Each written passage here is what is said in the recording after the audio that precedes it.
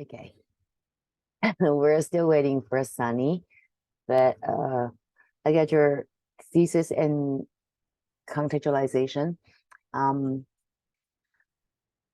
Let's talk about thesis and contextualization then. Okay, but before we could do that, we need to make sure that we understand the prompt correctly. All right. So to target DBQ, most important part is we decipher the prompt, right? Because the prompt is gonna navigate our train of thought and later how we group the documents, right? And if we somehow misunderstand the prompt, then it may result in a off-topic essay. An off-topic essay is dangerous because we're gonna lose a thesis and we probably will lose contextualization, and we will probably will have evidence like 2 out of 4.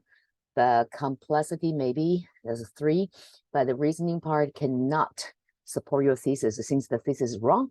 Okay, so off-topic essay, most likely highest we can get is probably 3 out of 7, all right?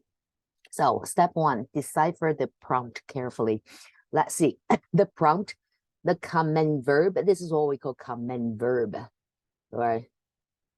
So with this verb, College Board command us to do the following task. So the command verb indicates evaluate. So evaluate is opinionated already, right? So you can say, well, it's very significant or it's irrelevant. So that's evaluate. So to what extent, okay?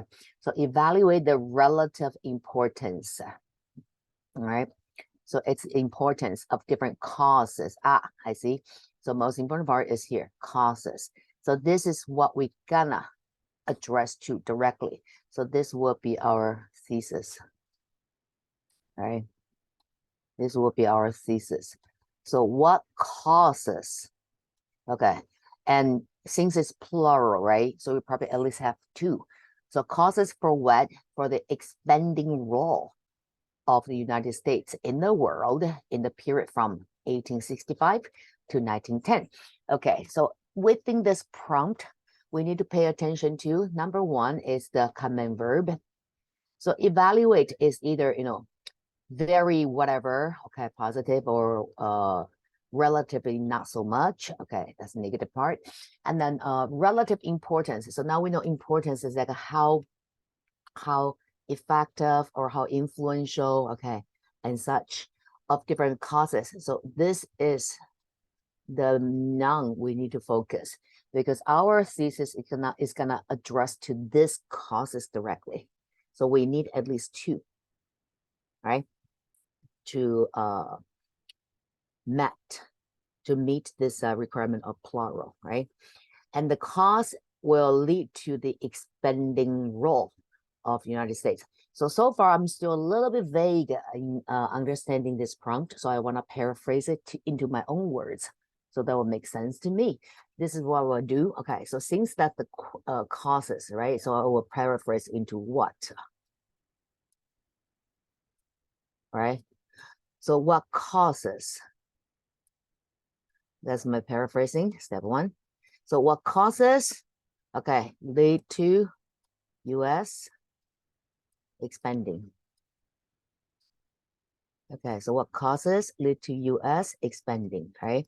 So that's my step 1 paraphrasing of the prompt. So it's easier to understand, okay, I need to focus on what causes that lead to American expanding. And the time period, I will worry about that later. But what causes, and then they can say what happened, okay, or how, or why. Okay, I can say why, okay. Why cause America expansion, right? So why U.S. expand? Why U.S. expand? All right. So now this prompt that I paraphrase into my own words makes more sense to me now. So it's like why American expand into the world? And then I'll worry about the time periods 1865 to 1910. Okay. So I started to ask myself, okay, 1865, that's the end of Civil War, right? And to 1910, that's the eve of World War One, right? Also, we know 1910 is the towards the late of progressivism, right? Okay, so between post-Civil War and before World War One, what eras we know? We know Reconstruction, we know Gilded Age, we know progressivism, right? So we have three big ideas. So all this must play certain roles that push America want to expand their influence into the world, right? So my idea, I have something in mind already, is like, the Gilded Age kind of shape this nationalism, right? National identity. America started to feel so proud to become American.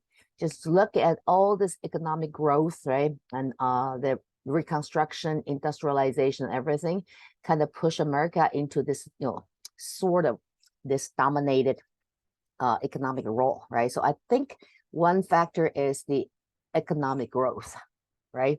So why America expand?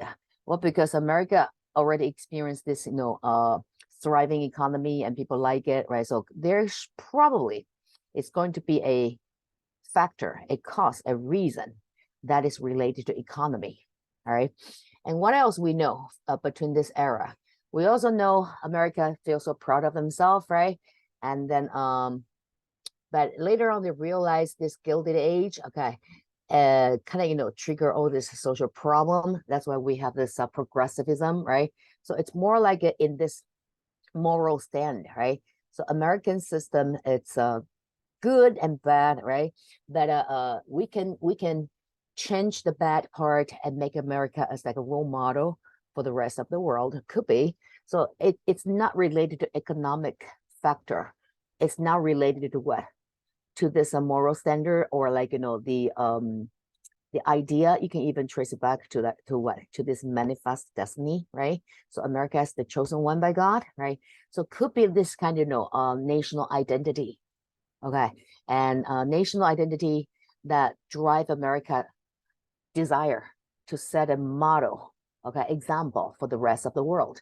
So in order to do so, America must reach out to the world and, started to spread out their influence. Could be. So probably we have an economic reason. We have what? This good feeling reason, right?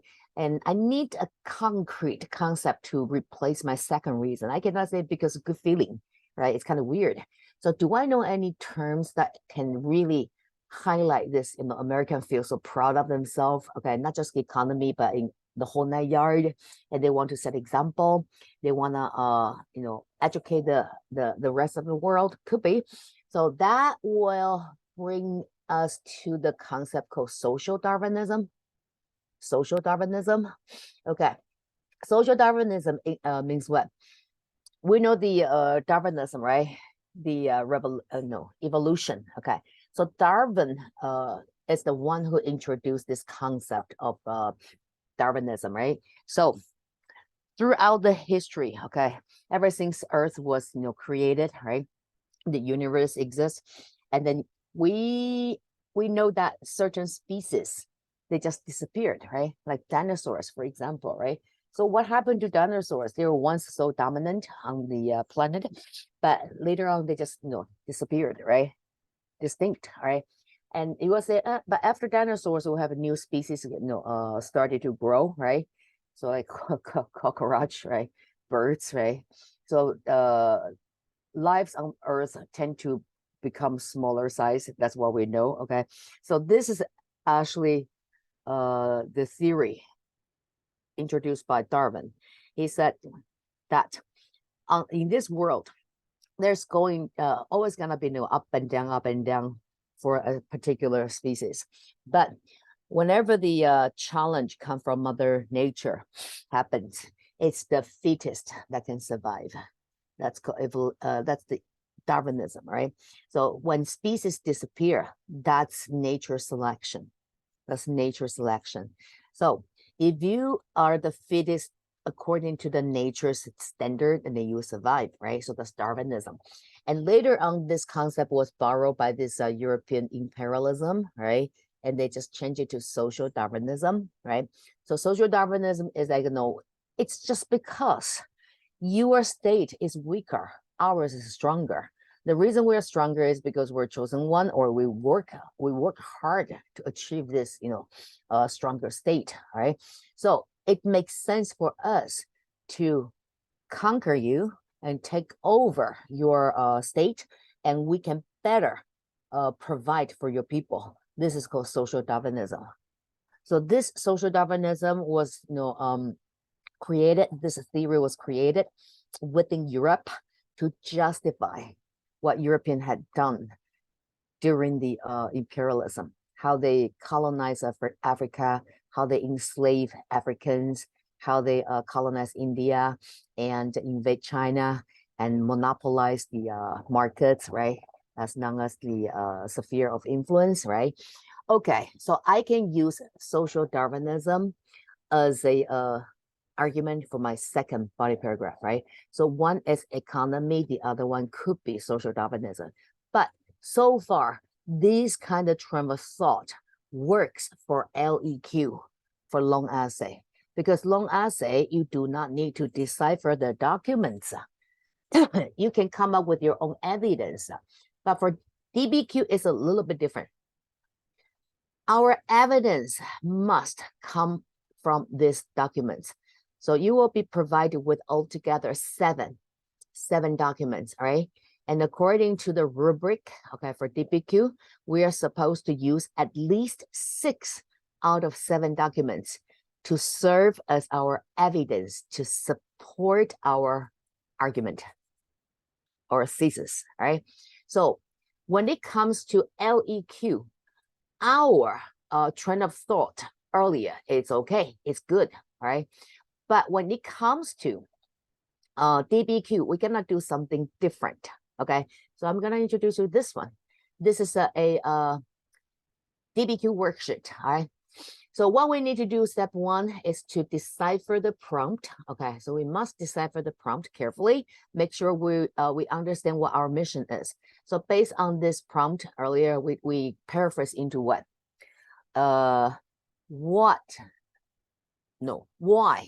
Why America expand in the world? Why, right? So it's a why part. So why America expand in the world, right? So that would be like, cause, right? Why it's a cause. So causation, effect, cause, effect. So we're talking about cause because it's a why question, right? So I want to remind myself, this is a causation, right? So historical thinking skill in this prompt is definitely causation. All right, so I say this is a causation prompt, right?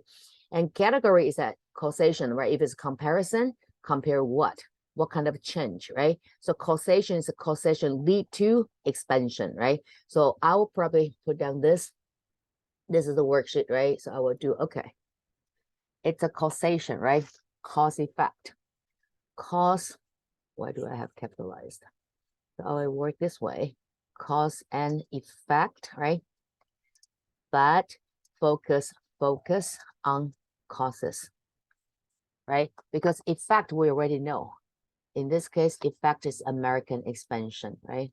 Cause and effect is already given. It's American expansion into the world, right? So that's step 1. We make sure that we understand the prompt correctly. Okay, 1 sec. All right. So that would be my step 1. Cause and effect is already given. American expansion into the world. So focus on causes. And if you want to be more sure, you can paraphrase into why. It's a why question, right? Okay, so category, well, you can ignore that for causation, right? So it's the cause, the reason why. Okay, why America expanded into the world. And time period, then I need to go back between when and when? 1865 to 1910. Okay, so just put down 1865 to 1910. So this is all the evidence must be drawn from. Okay, so 1865 to 1910. Okay, sometimes they don't give you this exact number, they give you century. Okay, in that case, be careful. 18th century equals to 1700s. Okay, because sometimes, when we're nervous, we tend to make mistakes. 1800, 18th century equals to 1800 year. No. Okay, all right.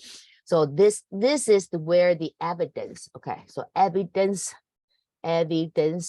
must be drawn from this time period. All right. So must, it's a must. All right. But that includes the documents, also your outside evidence must come from this period, all right? But your contextualization doesn't matter, all right? Now, this is DBQ, right? After we decipher the prompt, we have some kind of idea. I know it's something related to economic motivation. So also, social Darwinism, this motivation, try to prove that America is the God chosen one, right? The superior, nations, right? But later on, you don't start writing yet because it's DBQ, right? So it's gonna go through all the documents. So here we have document 1 all the way to 7, right? Document 1 to 7. So you need to decipher each document in these 3 categories, all right? First of all, ask yourself, what's the main idea of document 1? What's the main idea, right? And then, do I have any related evidence that is not mentioned in document 1? If I do, I will write it down right away, because 1 point is from your outside evidence, all right? And then here we have HAP or HIP. This is actually what we call sourcing, right? Do we need to go through the rubric, or do we already know the rubric? If you need to go through a rubric, let me know. We can go through the rubric. All right, so this one is sourcing. This one is sourcing.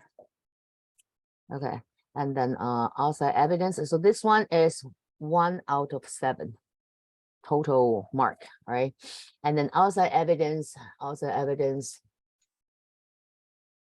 must be not mentioned in the document. Okay, document, right? And this one is also 1 point out of 7, 1 out of 7, right? And then the document part itself. All right. Okay, so nobody needs to go through the rubric, right? Good. So outside evidence, 1 point, HIP, 1 point.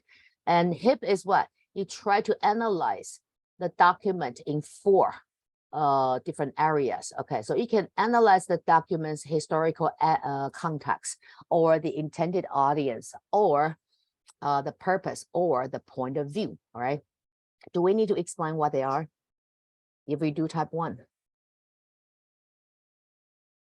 Nope. Good. Okay, so let's step 1, decipher the prompt. Step 2, analyze the documents. All right, so now let's see document 1. We're just gonna take one document as example at this time.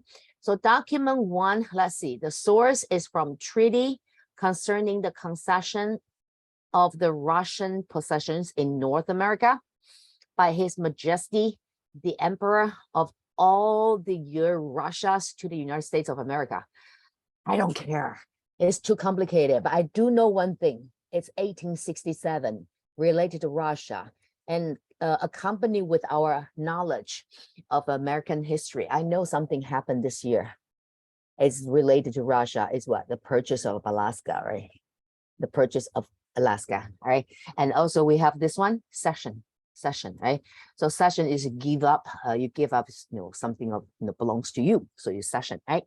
So probably it's related to this, purchase of Alaska. Could be.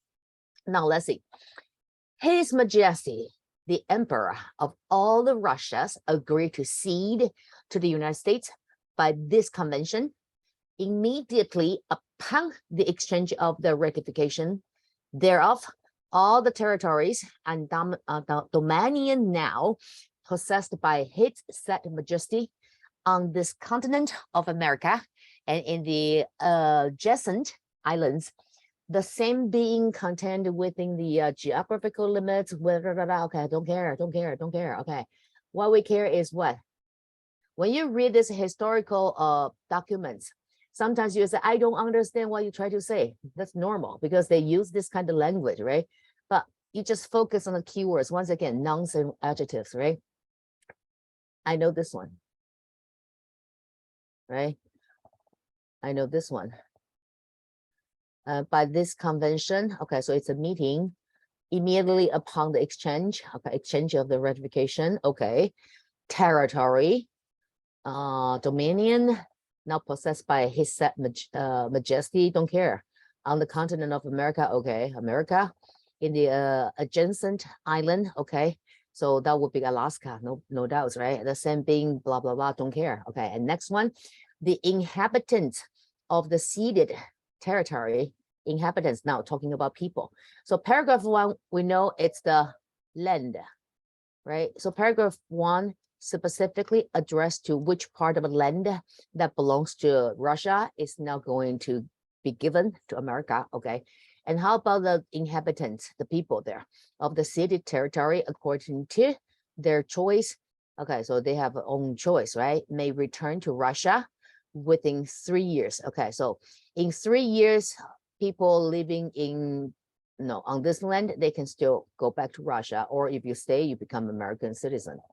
Okay, but if they should prefer to remain in the ceded territory, they, with the exception of uncivilized native tribes, okay, so uncivilized native tribes, that would be Indians, right, shall be admitted to the enjoyment of the rights, advantages, and immunities of citizens of the United States. Echo our conclusion earlier, right? So people, you have options. You stay, you become citizen of the United States. You leave, you go back to Russia, right? And shall be maintained and protected in the free enjoyment of their liberty, property, and religion. Declaration of Independence, right? And the uncivilized tribes, now again, Indians, right? So we have Russian Indians, right? Will be subject to such laws and regulation as the United States may, okay, from time to time, adopt in regard to aboriginal tribes of that country. Okay, so basically this one is talking about people, right? So people on the land, all right. But so far, how does it relate to the white part? Let's keep going. In consideration of the session aforesaid, the United States agreed to pay, so it's not free, right? $7,200,000 in gold. Okay, so if you want to conclude document 1, how would you do so? Document 1. The main idea in document 1 in this case, let's go back. All right, so main idea of document 1. All right.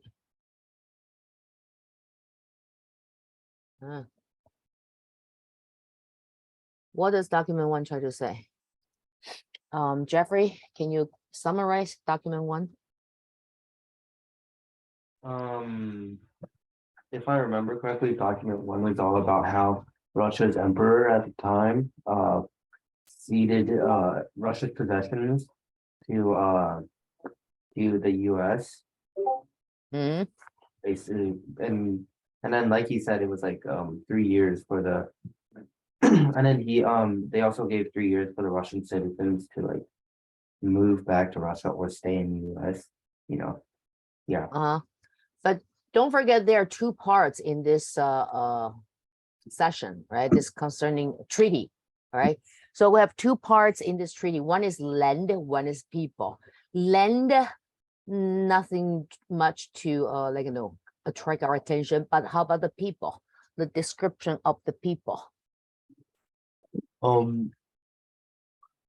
Well, I'm pretty sure I just said that, like Okay.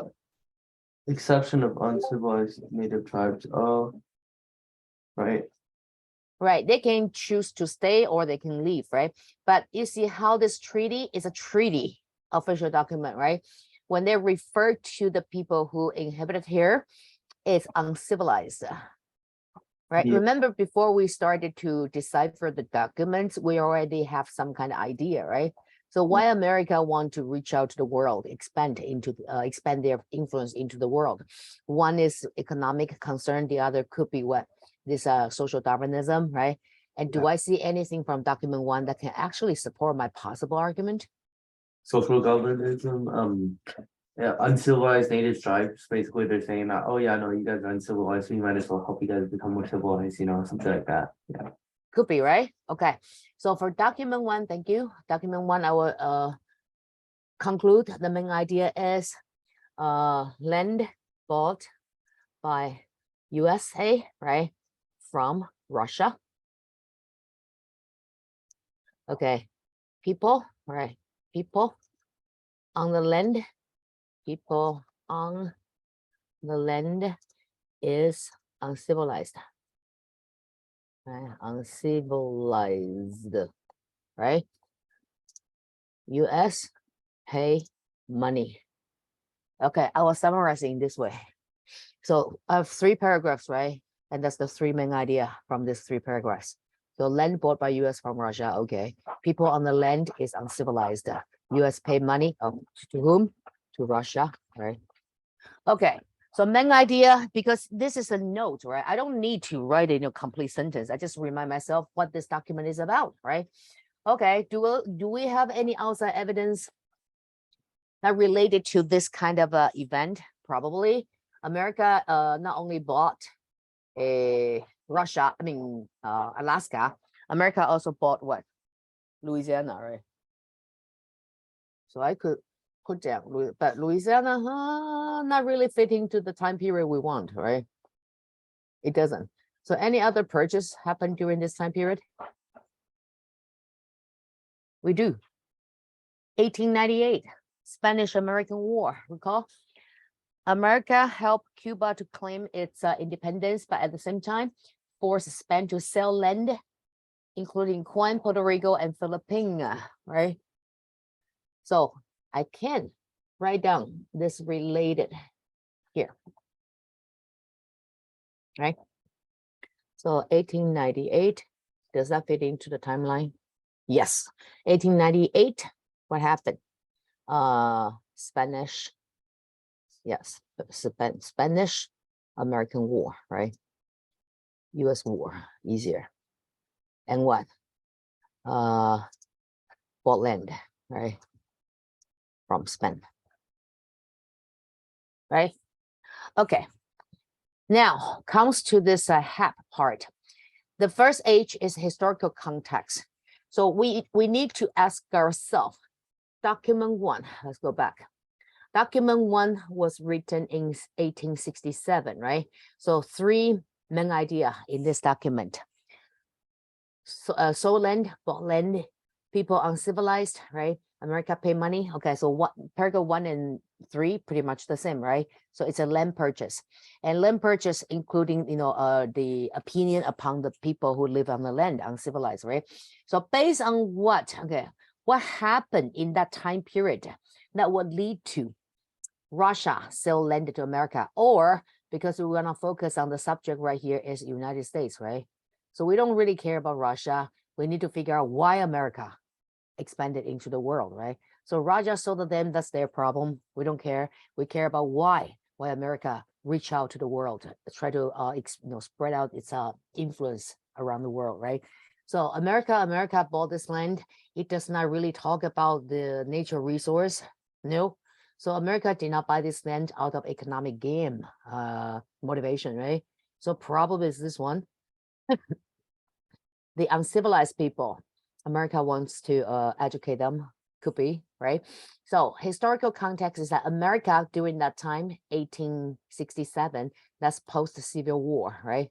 So post-Civil War, America finally unite, right? No more sectionalism, right? Still there, okay? But at least it's a united state right now. There's no one country, 2 systems anymore, right? So domestically, this social conflict is gone, right? Or political conflicts is gone, right? Social may not be yet, but political conflict is gone, right? So America definitely feel much better, right? Or feel good about themselves. So I will decipher in this direction, all right? So for this HIP, the first H, I'm just gonna put down. Give me a sec. What happened? No, don't say that. Okay, so I'm just gonna, sorry, something's wrong with my computer. Yeah, yes, okay, now, all right. So HAPB, H, I will say, historical context is US, no more political conflicts, right? Conflicts at home, right?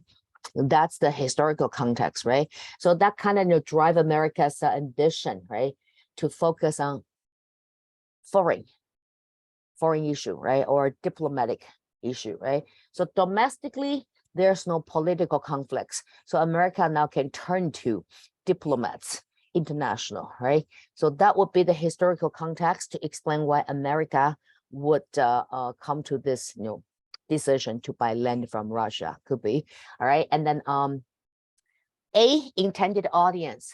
So this document, it's a treaty, okay, written by Russia. Intended audience, does that really help us to link the document back to our theses? Probably not. Okay, so in this case, audience, I would say NA.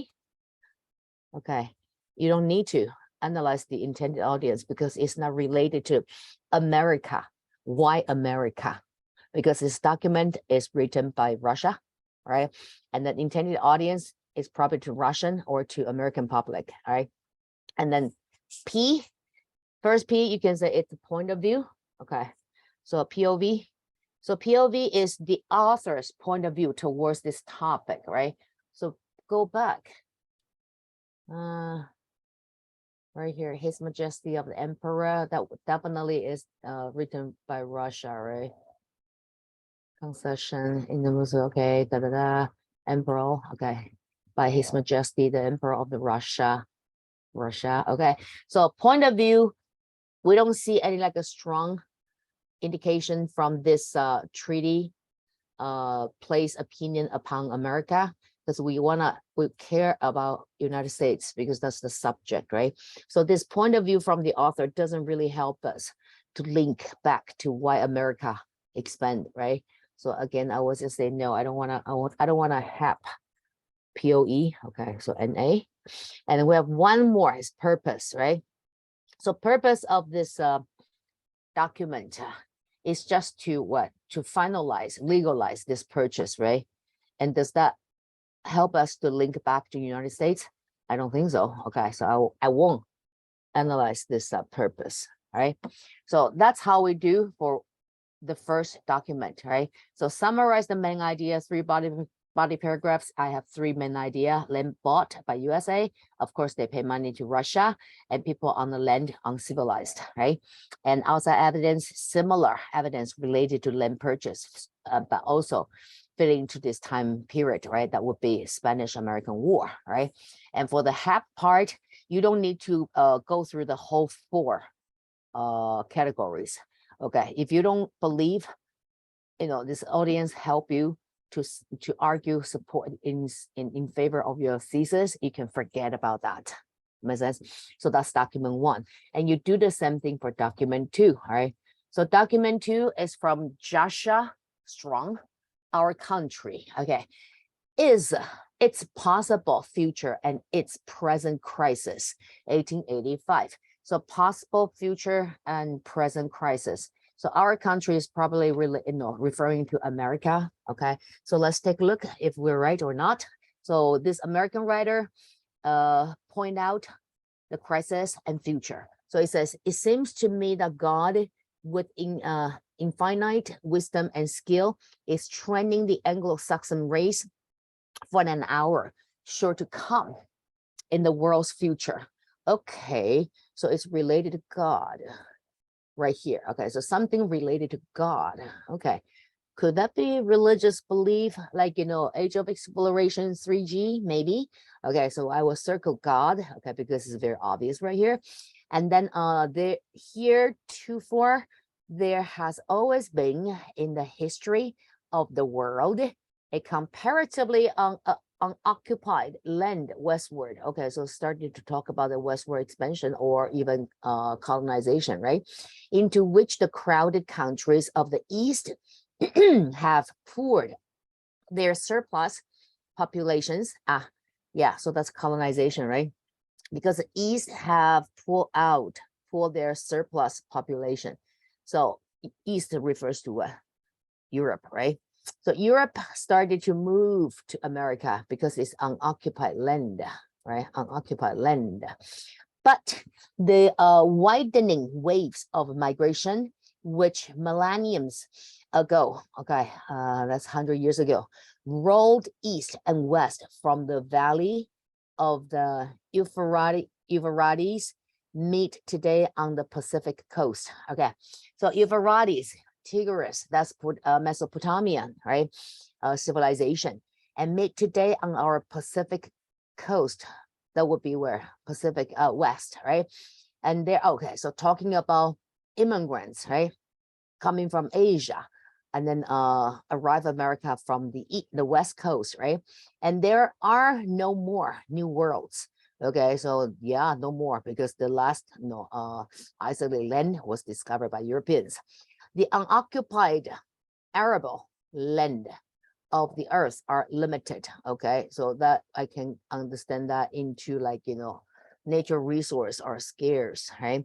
And will soon be taken. Okay, the time is coming when the pressure of population on the means of subsistence will be felt here as it is now felt in Europe and Asia. Okay, so the time is coming when the pressure of population on the means of subsistence will be felt here as it is now felt in Europe and Asia. Okay, so something happened in the past is gonna happen again, but this time you will be in where? The time is coming when the pressure of population on the means of subsistence will be felt. Not really understand. Okay, question mark. Okay, keep going. Then, will the world enter upon a new stage of its history? Okay, the final competition of race. See, competition of races, right? So that kind of echo our possible argument, social Darwinism, right? So here we have the races as our reference, and also we have God. So I will circle these two words, for which the Anglo-Saxon is being schooled. Okay. Then this race of unequaled energy, with all the majesty of numbers and the might of wealth behind it, okay, the representative, let us hope, of the largest liberty, the purest Christianity, once again, echo God, right? The highest civilization, having developed peculiarly aggressive traits calculated to impress its institutions upon mankind. Okay, impress its institutions upon mankind, will spread itself over the earth. Okay, so it's makes sense now. Okay, even though here we don't quite understand what the author tried to say, but we can conclude in what way? Possible future and its present crisis. So it's kind of like, a reminder to America, right? The situation we're facing right now, it's similar to the colonization era. Is that right? So Ria, can you conclude document 2 or summarize document 2? I said that what Josiah Strong was saying is that the English are kind of like the next future, I guess, in like colonizing the earth and stuff. And he's kind of like warning about like how the population's going to increase and there's like no new world left because like all of it has been discovered. Yeah. So you sense the emergency, right? Yeah. You're gonna do it now or never. Yeah, Is that basically. Right. So it's like the present crisis, if you don't do it now, okay, you miss the opportunity. And look back how Europeans brought in civilization to America, right? And now Yeah. America become the superior race, right? Got chosen one. Look at the time, right? Gilded Age, right? So booming economy that gonna lead to this nationalism, right? at least patriotism, right? So America is now playing what role? If you look back in history. Yeah, if you look back, there's a comparison, right? How Europeans came to America and civilized Yeah. America, right? So America now is equivalent to Europeans now, right? Yeah. So America now, it's your term to sort of like the play this God chosen one and carry out God's mission to civilize this, barbarian, right? Less civilized people. Okay, so that's document 2. So in that case, we need to summarize, right, the main idea. What would you do? There's only one body paragraph, but pretty rich in the implied message. So how would you summarize the main idea for document 2? I would say basically that the English is basically like the world's future. They're gonna like spread Christianity throughout the colonized areas, and that the crowding of these countries is like a rising crisis in the future. That like they need to like act on this now. Okay, so history is right? Europe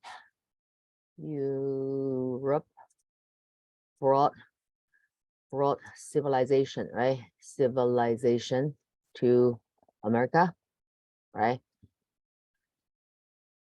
Now USA must do the same, right? Must do the same and fast. Is that right? Is that what you have in mind, Ria? Yeah. Okay.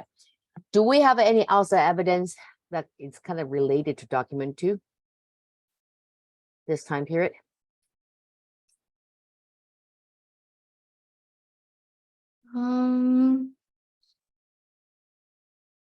I feel like it kind of relates to like the US taking Texas from Mexico. Be careful, 1865. Wow. So we cannot talk about 1846. We can. So 65 ongoing to 1910. We do have one. How Theodore Roosevelt managed to construct this Panama Canal, right? It's not taking the land, but by constructing this Panama Canal into Latin America, America could influence the economy in the Latin America, right?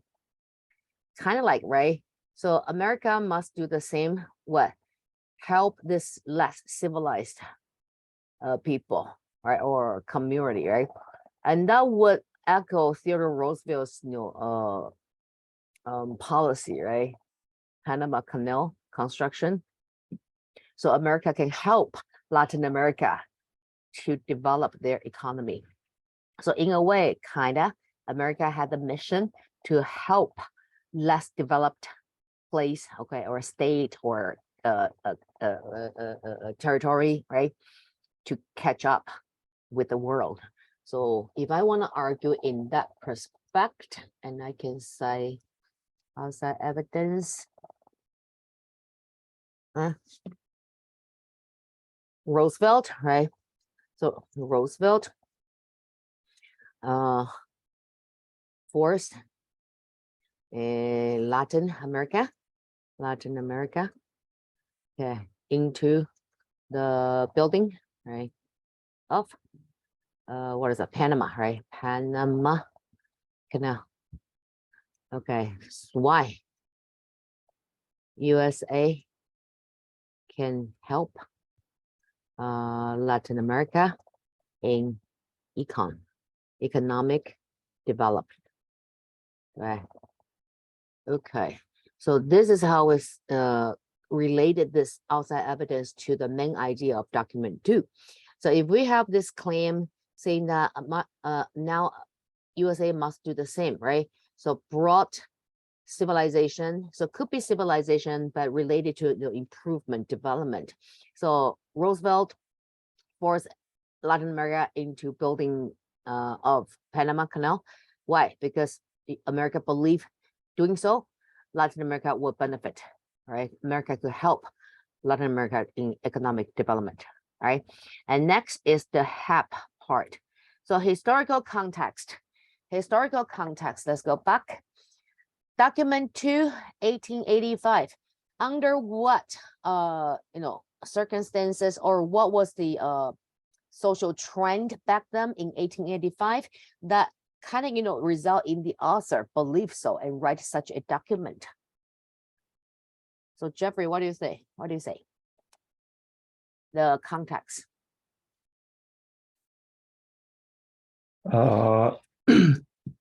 So let me think about this.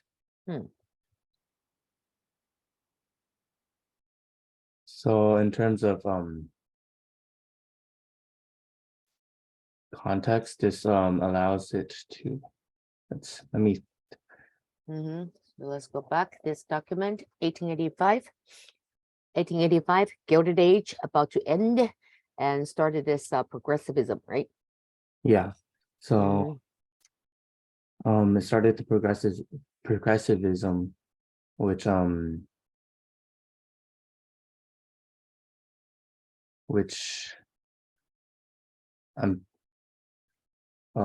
progressivism, which like influenced America's moral. Sort of, yeah. Okay, so his historical context, you can say progressivism, right? Kind of encourage, right? Encourage USA, okay, to do the right thing, right? So this historical context kind of support our outside evidence and the main idea of document 2, right? Right. So progressivism encouraged America to do the right thing. Of course, we can paraphrase that later on, okay? But right now, just jot down whatever you can think about. That is, fitting to the main idea of the document and the outside evidence you have, if possible. If not, just leave it blank. All right. And then the historical context of this document, we want to have it in what? In the way we may use this document to support the argument, right? So yeah, right. So this one would be like an America believe, they have the responsibility to do the right thing. What's the right thing? Save the world. Or like, yeah, save the world and make the world better by taking over. So right. So historical context, I will mention this progressivism that explains why the author of document 2 believes so. Right. So historical context is try to figure out what happened in the society that time that will lead the author of document 2 to write such a document or to believe so. All right. So that would be progressivism, right? Okay. So this one will be good enough. Do I need another APP? You can go through that, but normally if I have one, and I probably just stop right here, because when you take an exam, you have 60 minutes to write a DBQ. So you probably only want to spend like 10 to 15 minutes to go through the document and do the grouping part. All right. So as long as I have one of these 4 elements, I stop. And it kind of echo whatever we have for document 2. That makes sense, Jeffrey? Yeah. Hey, so you can save some time, but still you have HAP. Okay. So you do the same thing for document 3, but so far I know document 1, document 2 can fit into the same argument, right? 1 and 2 can fit into the same argument. So for 1, I will probably say, if I want to group it, this would be what? America civilized, making the world better, right? And the thesis is why America have this desire to reach out to the rest of the world, okay, to influence the world because America believe they should do the right thing and their system works, right? So yeah, this would be what? Nationalism. If you want, you can say nationalism. So I'll say nationalism. Or national identity, right? Identity. This one also too, right? History, right? National identity. Okay. You can change it later on, but so far, at least I know 1 and 2, they can be paired together, right? And you do the rest for 3, 4, 5, 6, 7. And after you have done this deciphering of all documents, next step is what we call document grouping. So group 1, which doc? So far we have 1, we have 2, right? And category, now I have nationalism, right? Nationalism. If I don't like this term, I can change it later on. Okay, I'll put down nationalism for now. All right. And perhaps let's say group 2, I don't know, we haven't decided for the rest yet. So it could be like a 3, 4. And that's no economy could be. All right. And 5, 6, 7. 5, 6, 7 could be what? So nationalism, economy, so could be what? Could be like a religion, okay? We don't know, okay? Just assume that it's religion, right? So by grouping the document, it can help us to come up with our topic sentence, right? And this topic sentence, it's gonna support our thesis, right? So our thesis is mainly to answer to the prompt in what? In the factors, right? Factors, causes. So causes now we have 3: religious agenda, economic game, right? And the nationalism. Nationalism at this point, I say probably not a good choice. That you can change it to what? Would you, if you want to replace this nationalism, what would you choose, Ria?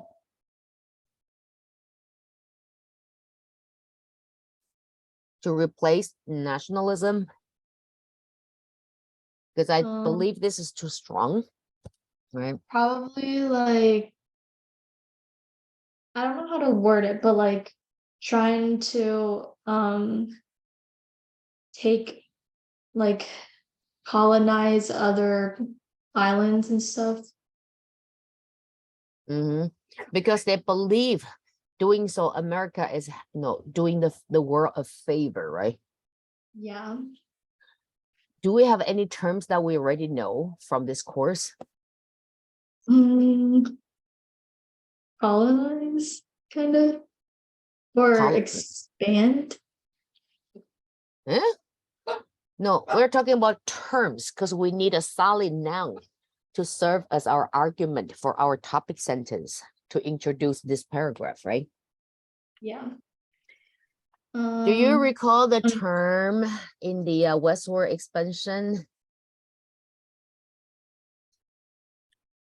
That one? Political cartoon, a semi-god lady floating in the air. Yeah, I remember the cartoon, but What's the term for that? migration. No. Wherever she passed through is light, right? Bright. Lighten. No. I don't know. Okay, Jeffrey, do you recall? Westward expansion, that cartoon, the ideology that time? I forgot. It started with M. Okay. Does this ring the bell? Manifest destiny. Oh yeah. No. Don't worry, you still have time to do your review. Okay. So manifest, right? Manifest destiny. That's a better argument compared to nationalism, right? So I probably change it. Okay, so it's manifest destiny. It's just another way to say social Darwinism, right? So manifest destiny. All right. Okay. And here economic, you can say like a economic gain, right? Or you can say the world economic dominance, right? Achieve world economic dominance, right? You can say that, right? Or for religion, you can say like, you know, to the motivation to promote religion, or yeah, to promote religion. That probably will be my third argument, if that's the document is talking about, right? But at least now let's focus on our group one, right? So here I can write down my topic sentence now. How? Right here. Okay. So the ideology of manifest, right? Manifest destiny. Okay. The ideology of manifest destiny that what? The ideology of manifest destiny that had been, okay, deeply rooted within American society, right? Society. The ideology, okay, we did it. I also know when that is, right? During the westward expansion, right? Whenever I think about a particular term, I capitalize the first letter. That could be your evidence though. Okay, so during the westward expansion, okay, ideology continued to shape American society, right? Society's desire to reach out the world. Okay, that the Americans, right? That the Americans believed, right? So that Americans believed should be believed needed saving, right? Or rescuing, rescuing, okay, something like that. So the ideology of manifest destiny that had been deeply rooted within the American society during the westward expansion continue to shape American society's desire to reach out the world that Americans believed needed rescuing. So that would be your topic sentence. All right, so here is the ideology called manifest destiny that serve as one of the reason, right? Different causes, right? So the first cause we identify is the ideology that Americans believe they are the superior race, right? And that will lead to the Americans' desire, right, to further expand their influence into the world, right? So expand the role. So the manifest destiny, America only assume the dominant power role in the continent of America, but now it's reaching outside of the continent. All right, so that argument kind of, yeah, it does answer to the question, the prompt. Does that make sense? So this would be my first argument, right? So the causes is this belief, this ideology of manifest destiny, right? Superior race, right? And that caused America to further expand their role in the world. No longer just the big brother in the American continent, but now it's the big brother in the whole world. Does that make sense? Then you have your first argument, right? And you do the same thing for group 2, group 3, right? So together you have 3 arguments or 2. 2 will be enough, okay? Because the word count is not part of the rubric. Okay, so if you have 2 arguments and you can use 6 documents out of 7 and spreading out to these 2 body paragraphs, and then you can just compose 2 body paragraphs. That's fine. All right. So now we have assumed we have ideology of manifest destiny. We have economic concern. Let's forget about this one. Okay, make it easier. So I am going to wait a sec. Okay, I'm going to delete this one. So I don't want to write 3 body paragraphs. All right. So I just write 2. One is economy. The other one is what? The other one is manifest destiny, right? So I would say 1, 2, 5, 6, for example. Okay, and this one I will 3, 4, 7, right? So we have 2 arguments, right? So 2 arguments to support our thesis. So your thesis is based on your argument. All right. So in this case, then we are about to write our thesis. All right. All right, 1 sec. Let me move this one up. Okay.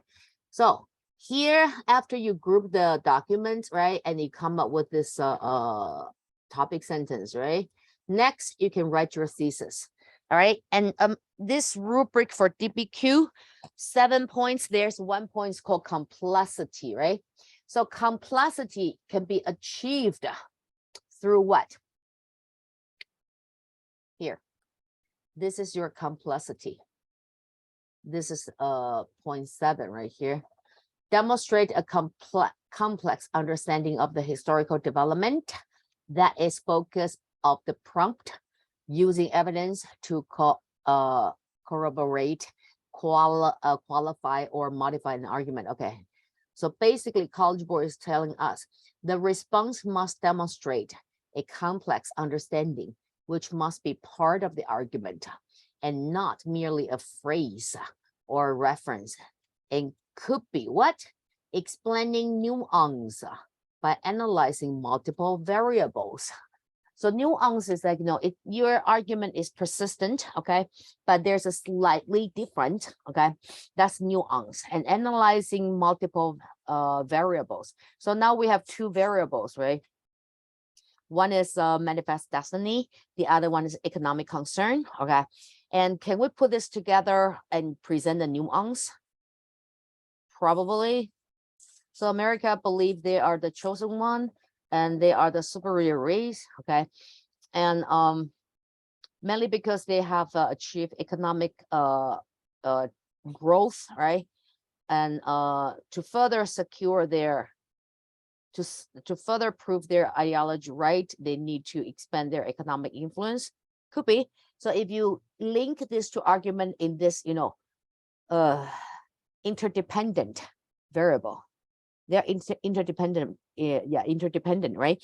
Because in order to secure America's ideology correct, they need to constantly expand their economic growth, right?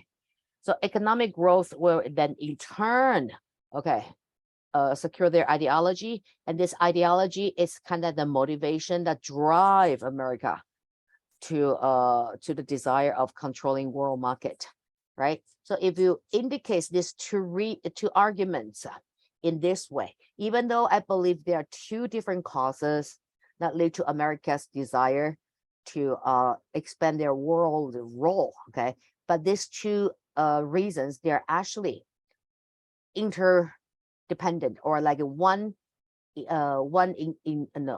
entailed the other. Does that make sense? So if you claim so, you have a nuance. So you're persistent, you're constant, you are like, on point, all right? So your stance is clear, all right? And you have like a very coherent link through your reasoning. But at the same time, your 2 arguments, they are, interrelated to each other. Then you secure this nuance. You can do that. If you don't know how to do that, forget about that. Let's see, what's the other way we can secure complexity? Explaining both similarity and differences, both, all right? Both continuity and change, or multiple causes, or both causes and effects. Okay, So you can do either one. So option 2, actually, we have 4 options. This is the first one. Similarity and differences. Okay, that's a compare and contrast historical thinking skill, right? So do we want to do compare and contrast? And compare what? Contrast what? You can compare or contrast cross theme or cross time period. Note to yourself, complexity. This very point does not need to fit into the time period. Does not. All right, because since you are comparing, right? So you can compare events within this time period, or you can compare events from 2 different time periods. So when you do compare and contrast, you are allowed to mention historical events outside this time period if you want to do so. All right. Or you can compare and contrast across themes. All right. So this one is related to political expansion, right? Political expansion. If you want to cross theme, that would be a possible cultural development or a society change. It's up to you. So if you believe this thesis can be compared, this thesis in political expansion can be used to compare with culture development, then you can do so. Then you secure this complexity by compare and contrast. All right, compare and contrast. And compare and contrast what? Cross themes. All right. Or you can compare these time period 1865 to 1910 to what? To the westward expansion. You can. That's another comparison because you're compare the same logic between 2 historical development in 2 different time periods. Right.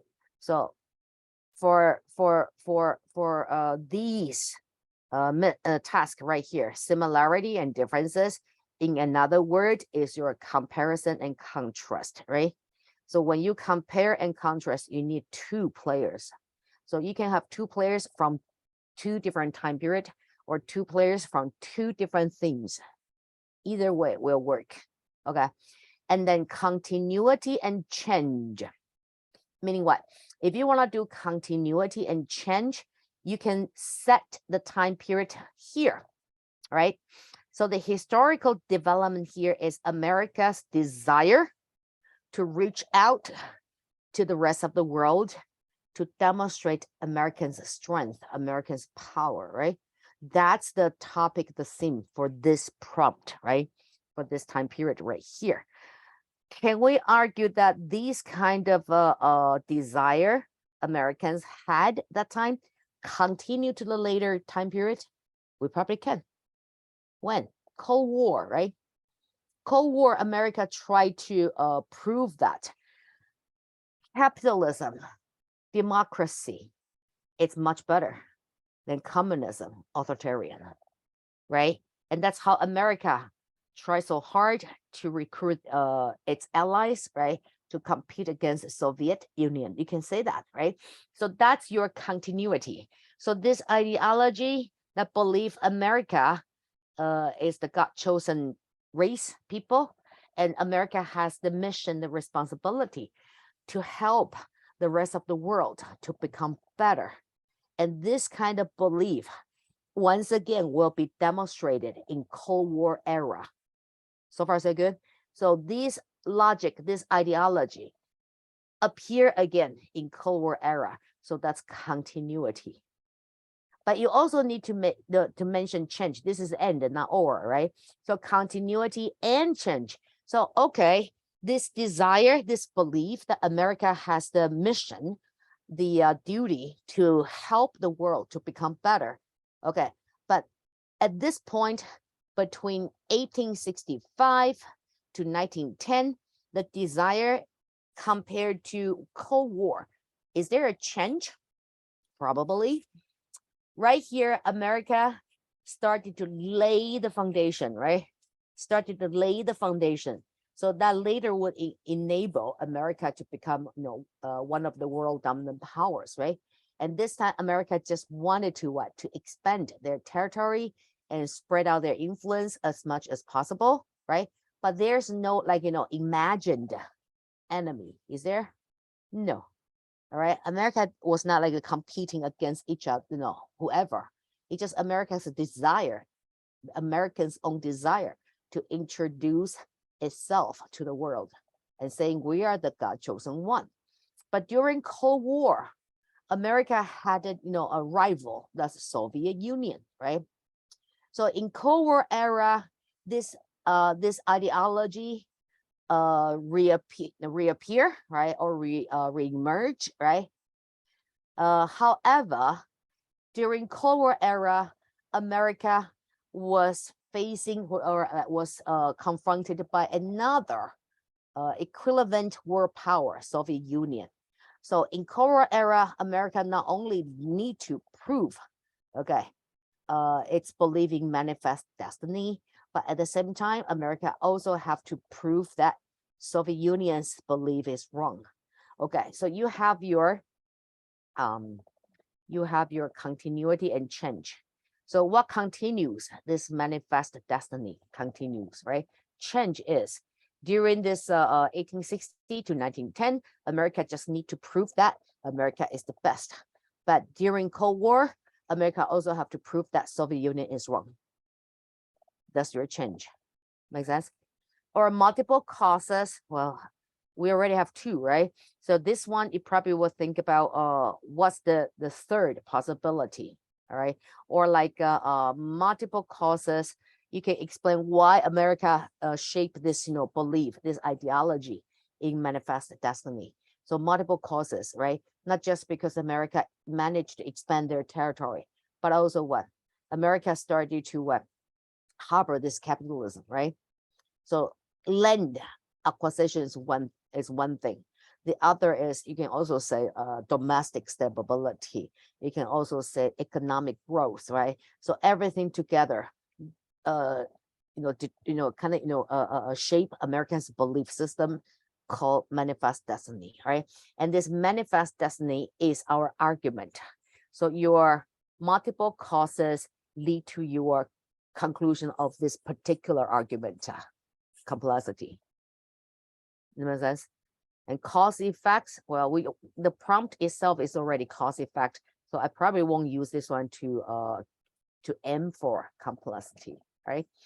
Another way to get complexity is explaining relevant and insightful connections within and across periods. Okay, connection. So the connection could be what? Cause effect, or what? Parallel, or like continuity. Okay, that would be your relevant and insightful connection within and across periods, right? So you may ask yourself why America at this particular era, 1865 to 1910, developed this desire to prove to the world that America is the chosen one. All right. Is that related to any other time period? Any other time period? Could be though. If you can refer to like the Revolutionary War, when America declared when America announced this Declaration of Independence, right? There's already an indication saying that America deserves, to construct a government that is best to secure nature rights, human rights, right? So starting from the Revolutionary War, on the day America declare independence, not just to England, but to the rest of the world, right? America already incorporate or harbor this belief that America's new government is the best government to protect human rights, right? Since America already believed so in 1776, right? And that kind of explain what America right now, 1865, a century later, they want to help the rest of the world. to become better. Okay, that would be your relevant connection.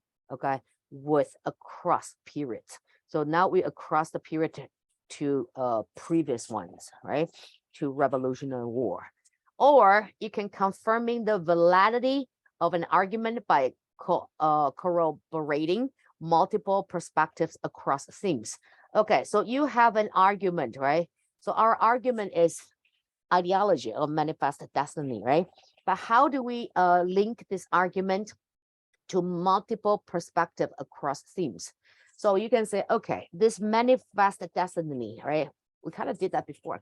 Now, it definitely is a result of this westward expansion, right?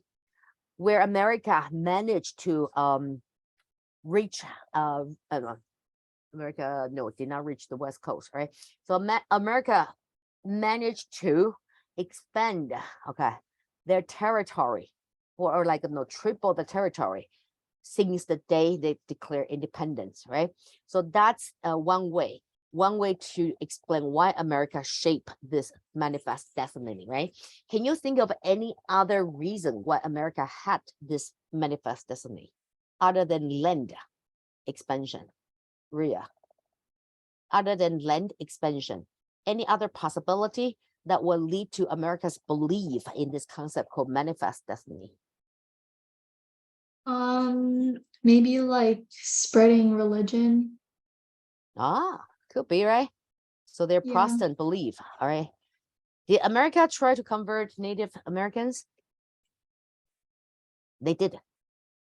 They did, I right? think so, yeah. Yeah, but not a proud way though. Yeah. Yeah, that's the the dark period history for Indians, right? So possibly religion. Okay, Jeffrey, can you think of any other reason that shape Americans' manifest destiny belief? Land acquisition, religion issue, any other possibility? Well, the desire for land, I guess, like people's desire to like get wealthy. So like manifest. Yeah. Mm, if you say desires for land, then manifest destiny. Yeah, you can say that because it's multiple perspective, right? Sure, Yeah. sure, sure. So you say manifest destiny, okay, can be a result of this land acquisition, but it can also be viewed as a justification, right? For what American has done to Native Indians, right? Native Americans. You can say that too. So we have a multiple perspectives across theme, right? So one is land acquisition lead to this manifest destiny ideology. Or you can say, of course, this ideology it's a convenient way, right, to justify Americans' action, okay, upon Native Americans. Could be, right?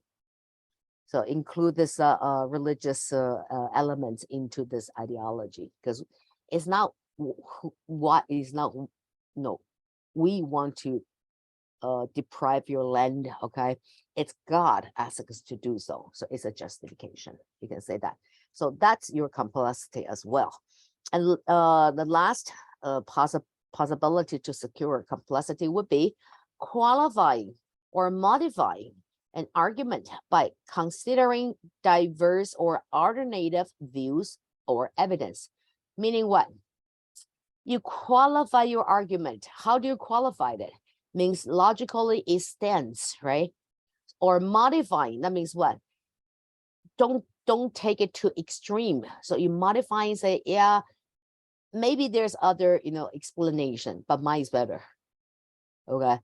So considering diverse or alternative views of or evidence. Oh, so basically here is what? Alternative view. That would be your time to make a concession and rebuttal, right?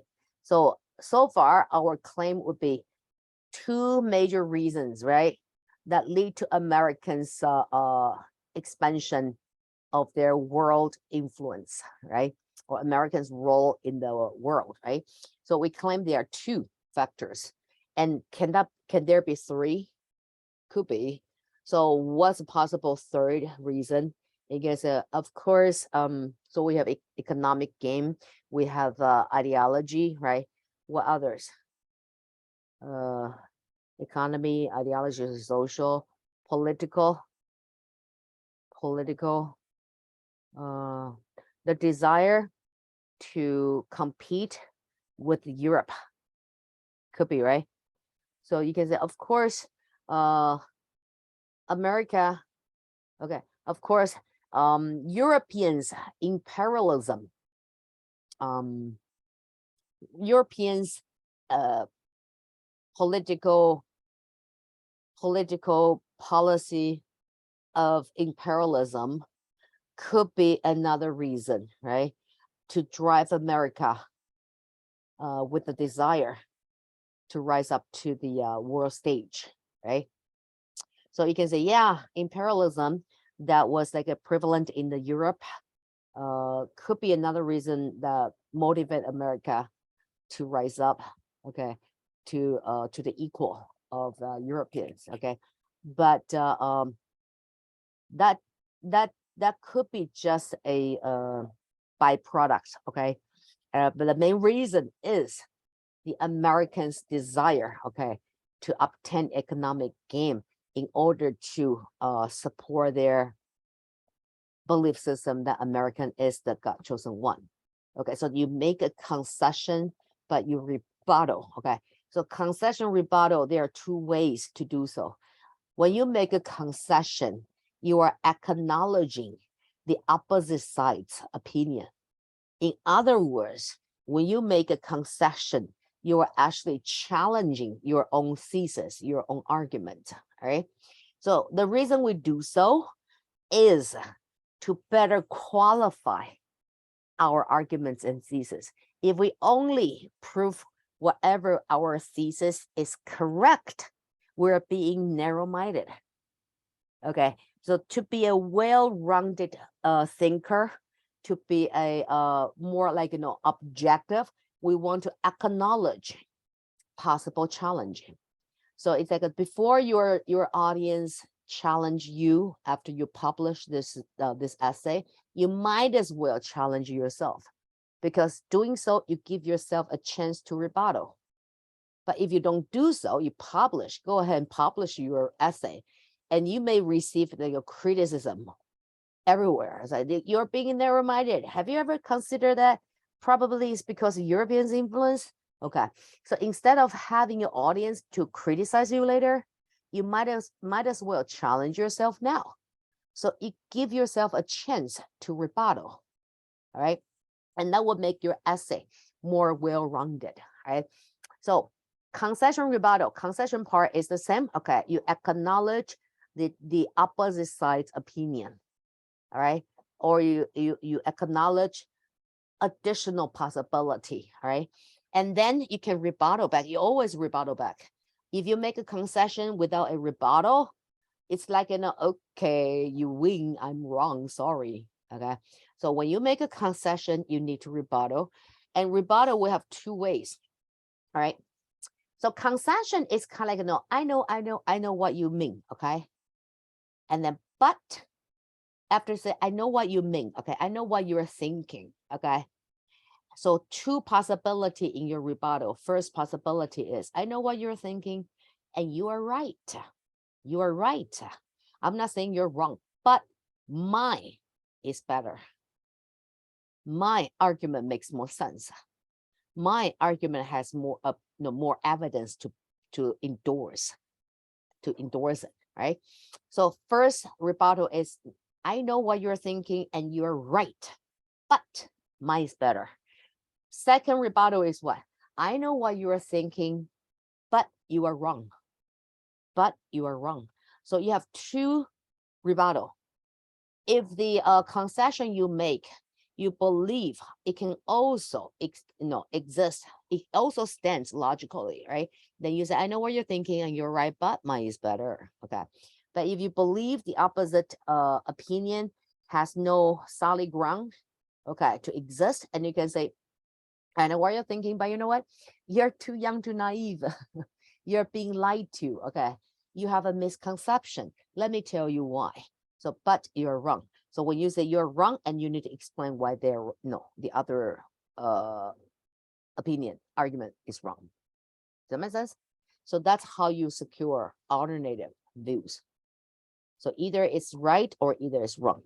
If it's right, how come you don't use that as your argument? Is it because mine has more sense? Okay, has more logic, right? Or the opposite opinion is wrong, and that's easy. Okay, but you need to explain why it is wrong. Make sense? So that's your complexity. That's your complexity. All right. So far, what do we have? Okay. We are now ready to write our thesis statement, right? That's our homework from yesterday. So far we know our thesis, we have two arguments, right? Ideology, economic ambition. Okay. So you do so. Although X because A and B, therefore Y. Okay. So X is your counter argument, right? So possible counter argument would be what? Would be like a European's influence, right? So here's what I'm going to address my top in my thesis, right? Give me a sec. My computer is kind of slow. So although X here, this X is your concession. So why do we want to include this concession in our thesis statement? Because doing so, we already prepare ourselves to get complexity. Makes sense? So by recognizing, acknowledging the possible challenge at our thesis statement, we are already lay the path to our complexity. That makes sense? My computer is not my friend now. Sorry about that. I'm just gonna use this one. Okay. Okay, so here you can say although, right? Although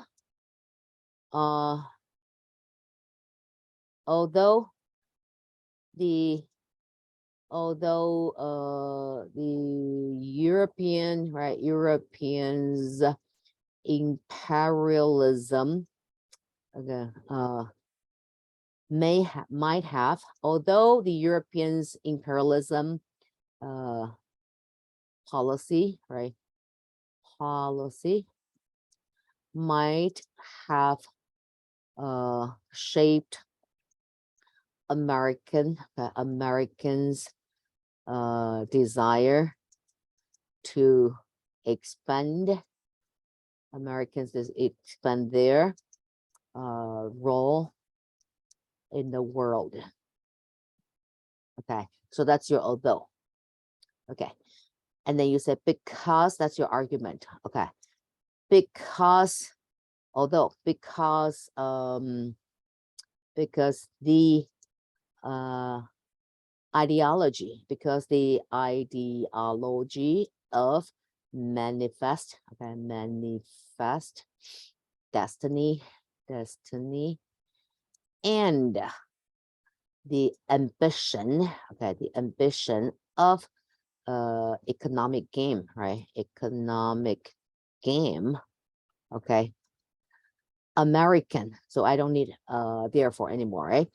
Americans, okay, Americans began to show the, do I use desire already? Okay, began to show the motivation, okay, or began to show the desire, I don't care, let's work on the diction later, to show the desire to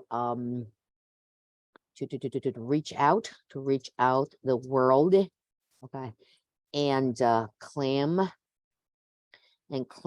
its dominant status, right? Status. All right. So this could be your thesis. You can say, although the Europeans' imperialism policy might have shaped Americans' desire to expand their role in the world, because of, it's not a complete sentence. So because of the ideology of manifest destiny and the ambition of economic gain, Americans began to show the desire to reach out the world and claim its dominant status. Okay, that's your thesis statement. So in your thesis statement, you have a concession.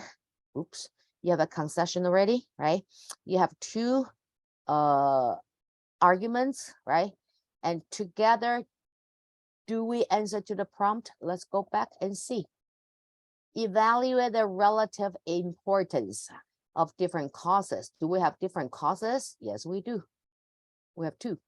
We have three. We'll make a concession, right? For the expanding role of the United States in the world. Yeah, we do have that. Claim its dominant status in the world, right? Between the time period, you probably want to add this time period, right? And you add one more. Okay, so you added, all right. So you add one more statement, right? During, right? So during 1865 to 1910. All right, that's good enough. So your thesis statement qualify the row A, it's your thesis, right? Because in your thesis statement, you address to each part of the prompt. Do we evaluate? Yes, because we make a concession, right? So relatively, Europeans' influence is not so much, right? So we already evaluate in our thesis statement, right? And relative importance, we mentioned three. And we kind of know the first one is not so important. The rest two are the main reason, right? So causes, yes, we have three, right? For the expanding role, yes, we do. It's dominant status in the world, right? And then do we have time period? Yes, we do. So that's your thesis statement. That makes sense. So that's your thesis statement, right? Okay, so now we have thesis statement. Let's go back and work on the contextualization, all right? So contextualization right here is what? It's what happened before or what happened during this time period that lead to the topic we're discussing now. So what happened before that gradually shaped America's desire or belief that they could be the world dominant? So you have to think back the cause effect in the timeline chronologically. Jeffrey, what can you think of? I can think of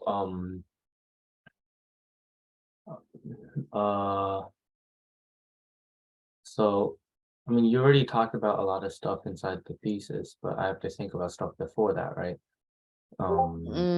Thesis we talk about this manifested destiny, right? Yeah. You probably can you can talk about why America had this kind of courage or like qualification to believe that America can be world dominant power. So what enable, another way is that what enable America to claim so? One possible thing that could have enabled them was the fact that they expanded so quickly, like in North America, Uh-huh. right? They believe that, oh, if we can expand this quickly in our own region, then we should be able, and we've already dominated this land, and we should be able to do that with other land or something like that, right? Like Okay. they So, believe, like they got a feeling of power, they want more. okay. So the westward expansion, right? Westward expansion. That's possible. Why, right? Anything else? That's the land acquisition. Do we have anything else? Well, they fought more numerous like small scale wars with not small scale, but like they've already fought numerous wars, like not on a world level, but like within their own areas, right? With European countries, and they've won, right? And they've expanded their military power. So yes, you can say already claimed, right? The dominant status in America, right? So now they are ready for the world. Yeah. Uh-huh. Anything else? 1865. Did America industrialize?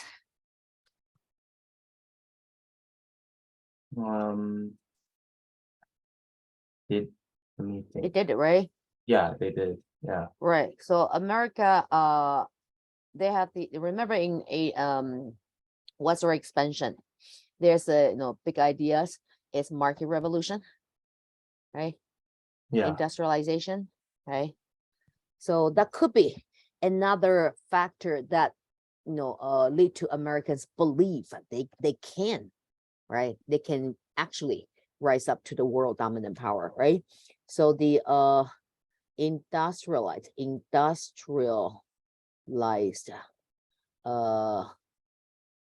industrialized economy, right? Economy and market revolution, right? Revolution. Industrialized economy, market revolution, improved America, right? Americans, economy. Man, that's redundant. Industrialized society, right? So industrialized society and market revolution improved America's economy. Could be, right? Okay, so now we have three possible reasons that lead to America's belief that they can do so, right? So we want to place these three reasons in a timeline, a chronological way. So which one go first? Well, okay, so which go first? Westward expansion, Are dominant you status. talking to me? Yeah. Oh, well, westward expansion. I guess like 1800, starting from 1800, right? yeah, and And then that, wait, yeah, you continue, sorry. right? So continue to this one, right? And yeah, it continued to industrialization. Oh, no. This one first. Monroe Doctrine, right? Oops, what did I do? So Monroe Doctrine. How do I? Yeah, Yeah, I do that. So Monroe Doctrine, right? And so yeah, here you can say, what do you call it? they Monroe industrialized Doctrine, after they took over the West, right? Which right? Pretty much paralleled, right? yeah, So I was starting here, westward expansion, right? That were to a point, America had this Monroe Doctrine, right? To claim their dominant status in America. And later the industrialization and market revolution further solidify Americans' economy, right? So yeah. three reasons together that lead to America believe in their capability, right? To claim world dominance, right? So that would be your contextualization. Thank you. All right.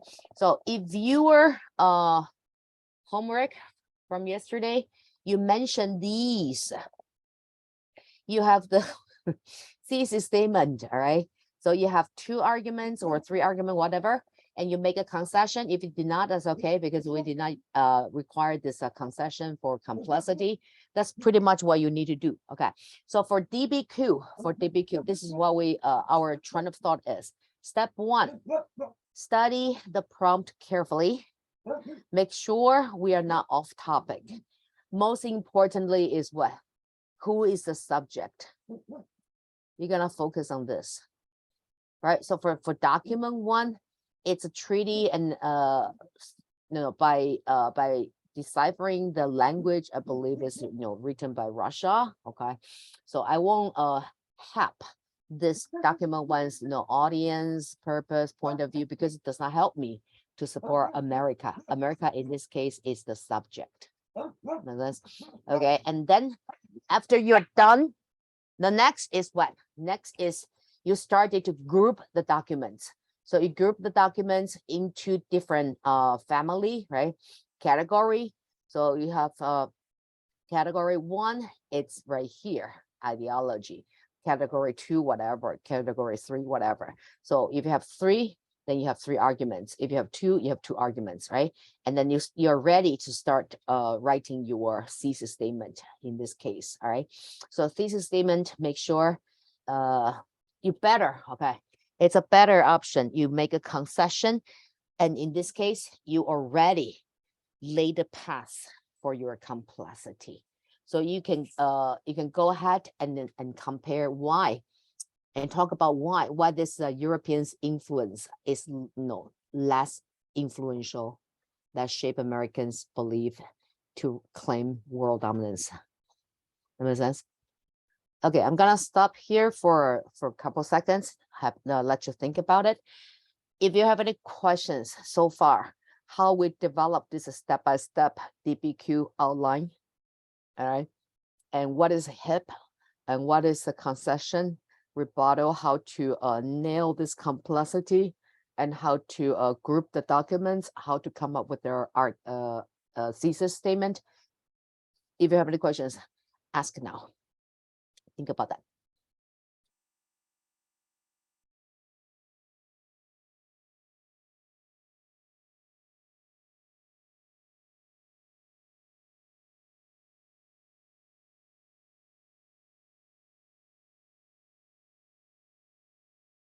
Jeffrey, do you have any questions so far?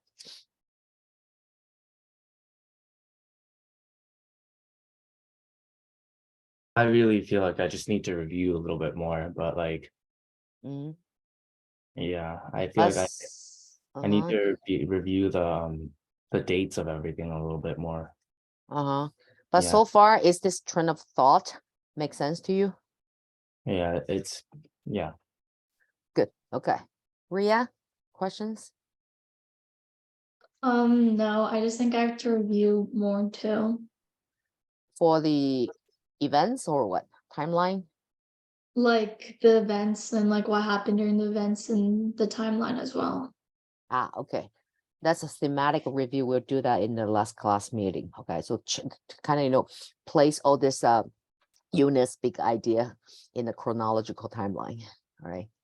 And I'll help you to connect the dots. What happened and lead to whatever. Okay. But this way of like preparing, outlining your DBQ so far makes sense to you, Ria? Yeah. Okay. Okay. That's good enough for now. All right. Sunny, questions? No. Makes sense to you, right? If it doesn't, you're more than welcome to raise question, right? So that's our DBQ, train of thought, all right? All right. So with that in mind, we actually talk about pretty much the whole procedure of DBQ outlining, all right? Just gonna erase. Oh no, that's not from here. Okay. Yeah. Okay, we're cool. So this is the rubric, all right? So yesterday's homework is for this contextualization. So contextualization basically is what happened before or during this era, okay? That shape the historical development into the topic we're discussing.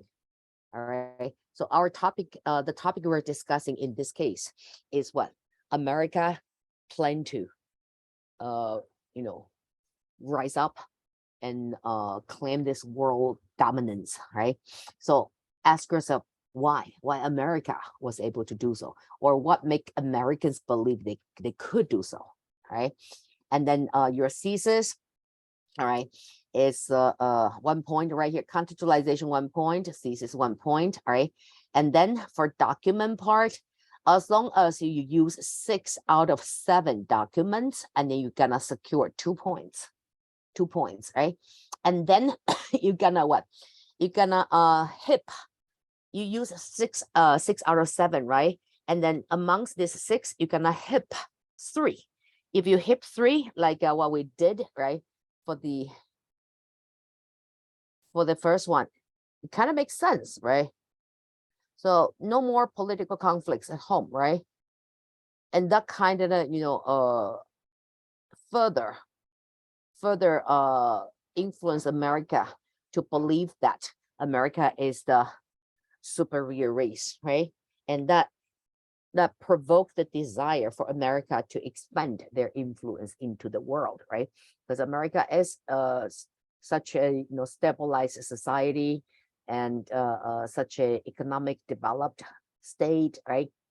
And so far, America, every battle, every wars, America fought in, America claimed victory. Okay, so all this together, okay, lead to America's belief they could do so, or lead to America's belief that they have the responsibility to make the world better.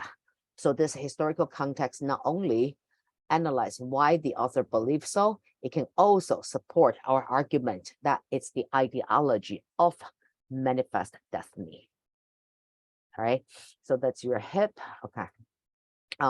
So use 6 documents, that's 2 points. HIP 3, that's 3. All right, so 1, 2, 3. And then you need additional evidence that's from outside. And then in this case, our outside evidence could be Spanish American world, right? And that fit into this timeline, so we can use that. Or you can use Roosevelt's intention to control Latin American's economy by constructing Panama Canal. That also fit into our timeline, right? Okay, so in that case, you have all 4 points from evidence, right? 2 from using 6 documents to support your argument. Okay, 1 from HIP, you have to HIP 3, and then 1 from your own database, your knowledge. Okay, think of outside evidence to support your argument. All right, so in this case, you have 6, right? So far we have, no, in this case, evidence you have 4, and plus thesis and contextualization, you already have 6, right? And the last is the complexity, right? So complexity, we already foreshadowed that in our thesis statement, right? Although, right? So you can analyze like a new to certain extent, Europeans' practice of imperialism may have influenced Americans' desire, okay, to prove America's capability to be considered as equal to that of Europeans, right? But deep inside, America's desire to claim world dominance dominant status is mainly due to America's achievement ever since they declare their independence, right? And this kind of belief will further push America to compete against Soviet Union during the Cold War era. So you want to buy insurance. Although this concession rebuttal is not recognized by College Board, at least we have a comparison. This time period to compare with the Cold War era, right? So we always want to provide as much information as possible for your DBQ, okay? That's what we call buy insurance. Now we'll come back to this one. You are only required to use 6 out of 7 documents, right? But we will recommend you to use all 7. This is your insurance. Why? What if I misread one of the document, right? So if I misread one of the document and I only had 6 documents in my body paragraphs, right? Then misread one, that one will not be counted, okay? Then you only have 5 documents. In that case, you won't get 2 points from using the document. You only get 1 point. But if you use all 7 and you misread one, you still have 6, and you secure 2 points for this category. That makes sense? College Board's essay, they don't take away points.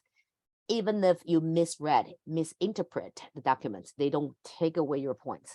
They only look for whatever you correctly interpret, whatever you correctly use to support your evidence, your argument, right?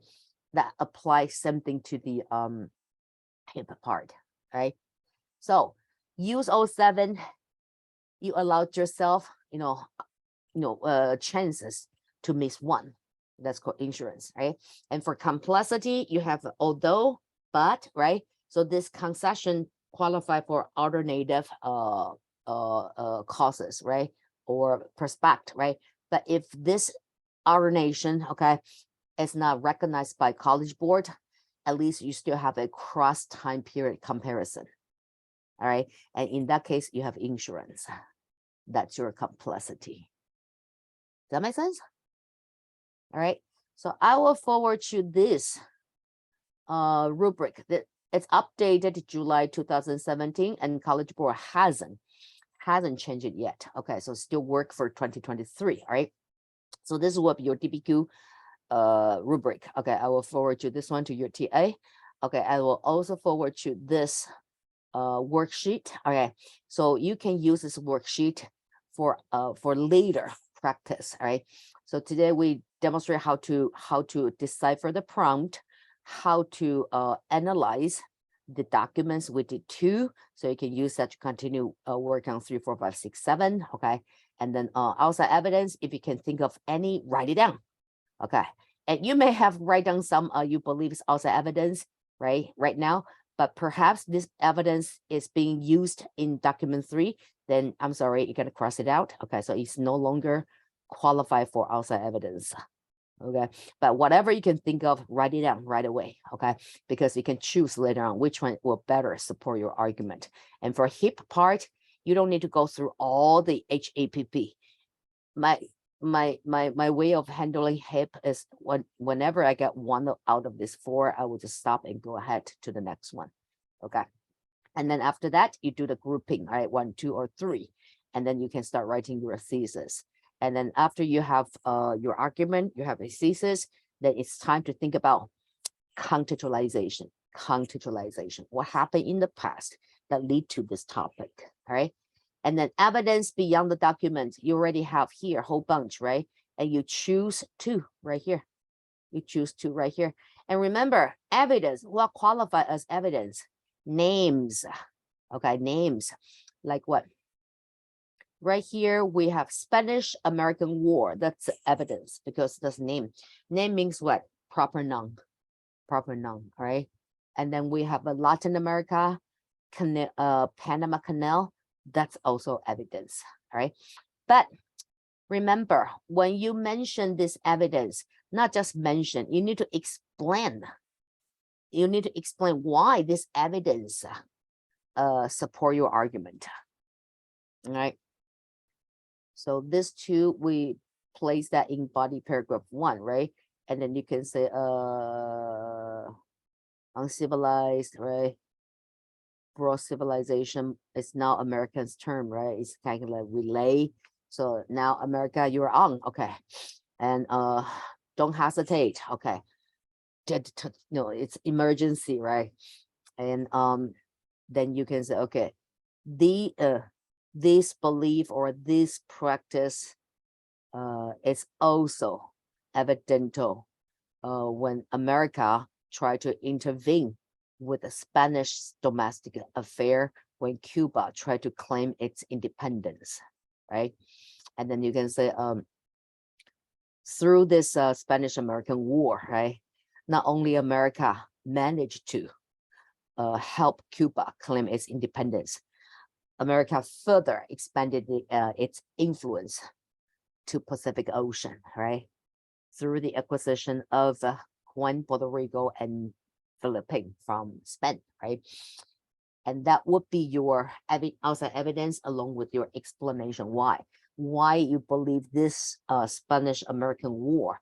It's another evidence to support that America's ideology of manifest destiny is the prevalent, the trend during this time period.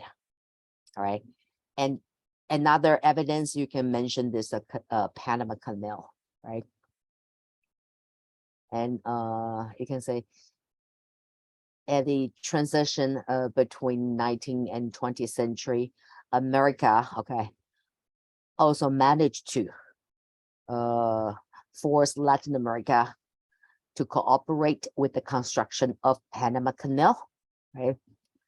And that once again reveal Americans' ambition, right, to control, okay, the economy within the entire America continent. All right, so that would be your second evidence. So you mention what this evidence is, and you need to explain why this evidence also support your argument. And the argument is manifest destiny, right? So God sent America here. Okay, so God sent America to Pacific Ocean zone. God sent America to Latin America, right?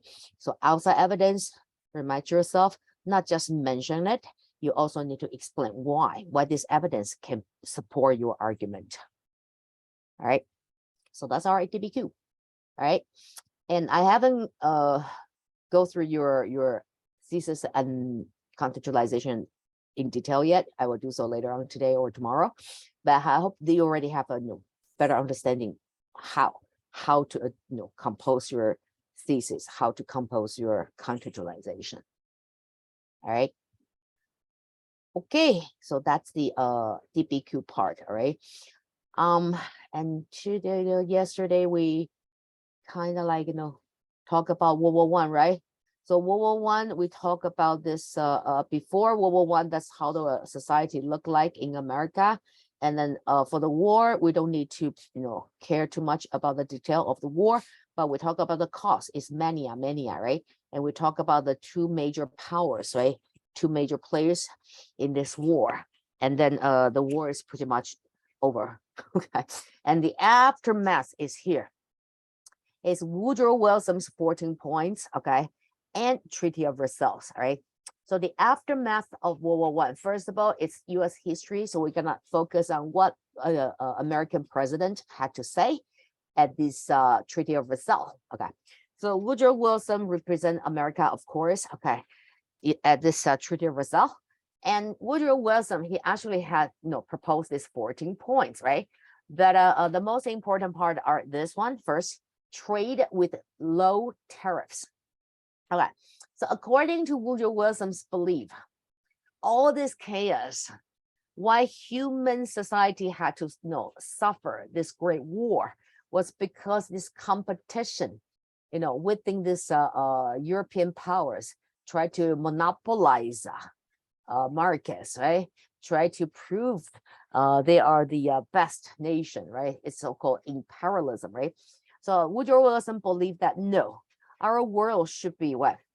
Should be a collective community, right? So if we can trade with low tariffs, right, it would not lead to this competition, okay, to monopolize markets, right? So trade with low tariffs kind of, it's also another evidence how America tried to dominate, the world economy, right? It's that America now is the peacemaker, right?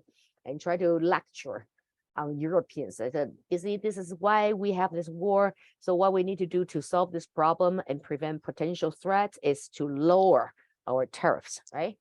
And then second is a reduction of arms supplies. Okay, so Woodrow Wilson believed that it's because this militarism, right?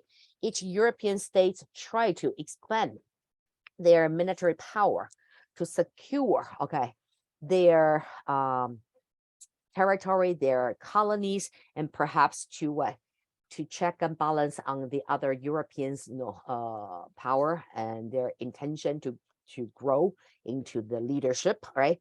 So Woodrow Wilson believed no, to secure world peace is more important, right? So reduction of arms supplies, right?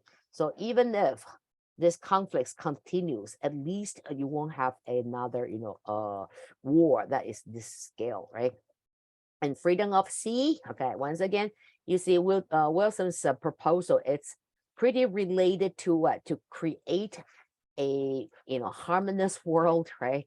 Where there's no conflicts, no, battles anymore. So reduction of arms supply, and then open up the sea for better world economic development, right? And self-determination of people. Okay, so amongst these 5 factors that lead to World War I, right? One is nationalism. Recall? Mania, right? So the nationalism it's the trigger actually. This is Serbian, all right, planned to assassinate Ferdinand, right? And they made it happen. So this nationalism lead to this unification and independence, right? So the nationalism that lead to these World War I is actually both, right? So unification, that's the desire from Austro-Hungarian Empire, right? And the independence comes from this Serbian community, right? So don't force people to join your so-called empire, right?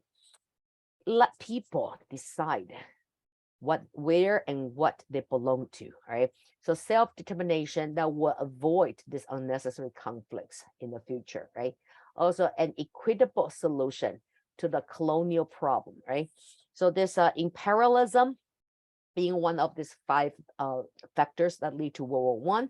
Imperialism, it's the practice of occupying, colonizing as much land as you can, right? And utilize the colonies' raw material resource to boom up your industrialization, your production, right? So you can secure your economic growth, and then in terms, you can secure your dominant power in the world, right? So this is another reason why we have World War I, imperialism, right? So we're gonna figure out a way how to deal with this colonial problem. Okay, so that's Woodrow Wilson's proposal as well. An end to secret treaties, right? So basically, Woodrow Wilson's 14 points addressed to all 5 factors that lead to World War I, right? So if you want to argue about Woodrow Wilson's 14 points, just think about mania, all right? And each point Woodrow Wilson advocate is addressing directly to this mania. And then also he proposed that establish League of Nations. League of Nations, we can view that as the prototype of modern days UN. Okay, so when the conflicts happen between states, right, there's no institution can come out and do this play us like this compromiser or peacemaker, right? So we need some kind of international institution that can mediate this sort of state rivalry, state conflicts, right? So he proposed that we need a League of Nations to better regulate and govern the world, right? So that's Woodrow Wilson's 14 points. So amongst his 14 points, this one is what Woodrow Wilson's want most, all right? And then you can use that as evidence to prove that, see, America tried to serve, to act like, the world's big brother, right? Because Woodrow Wilson proposed that we need a League of Nations, international government, right? And that intention is obvious, right? Woodrow Wilson probably believed that Americans should serve the role of leader of this League of Nations, right? So this is what Woodrow Wilson wanted the most, but this is actually the least interest to other European states like France and Britain, right? But what did France and Britain want the most? They want reparation. Okay, so this is what France and Britain wants, right? So they want to confiscate Germany's colonies, right? So you need to pay for the cost of this war, right? So just surrender your colony and we will take over, right? That would be some form of a reparation. Also prohibited Germany's military force, right? It's because Prussia organizes a unification of German, right? And then after that, promote the industrialization, and in particular in building up their military force, right? And that's why Germany believed that they have the capability to take down France. Okay, actually, when the war happened, when German soldiers they're about to take off from Germany and then march to Paris, they took the train, and they viewed that trip as like a holiday. So they took off, and they say the soldiers said to their friends and families, lovers, they said, "I'll be home for Christmas." So they believed that the war would end fast, right? Because Germany, German that time had this nationalism, right? Strongly believe in their own capability with all this advanced military weapons and equipment, tank everything. So they believe they could defeat the Allies in just half a year. So they say, I will see you, okay, before Christmas, right? But they did not. It ended up dragged to 5 years long, right? So prohibited Germany's military force. Okay, that can prevent Germany from rising up and pose threats to the world again. And Germany need to compensate the Allies in the amount of 132 billion German mark.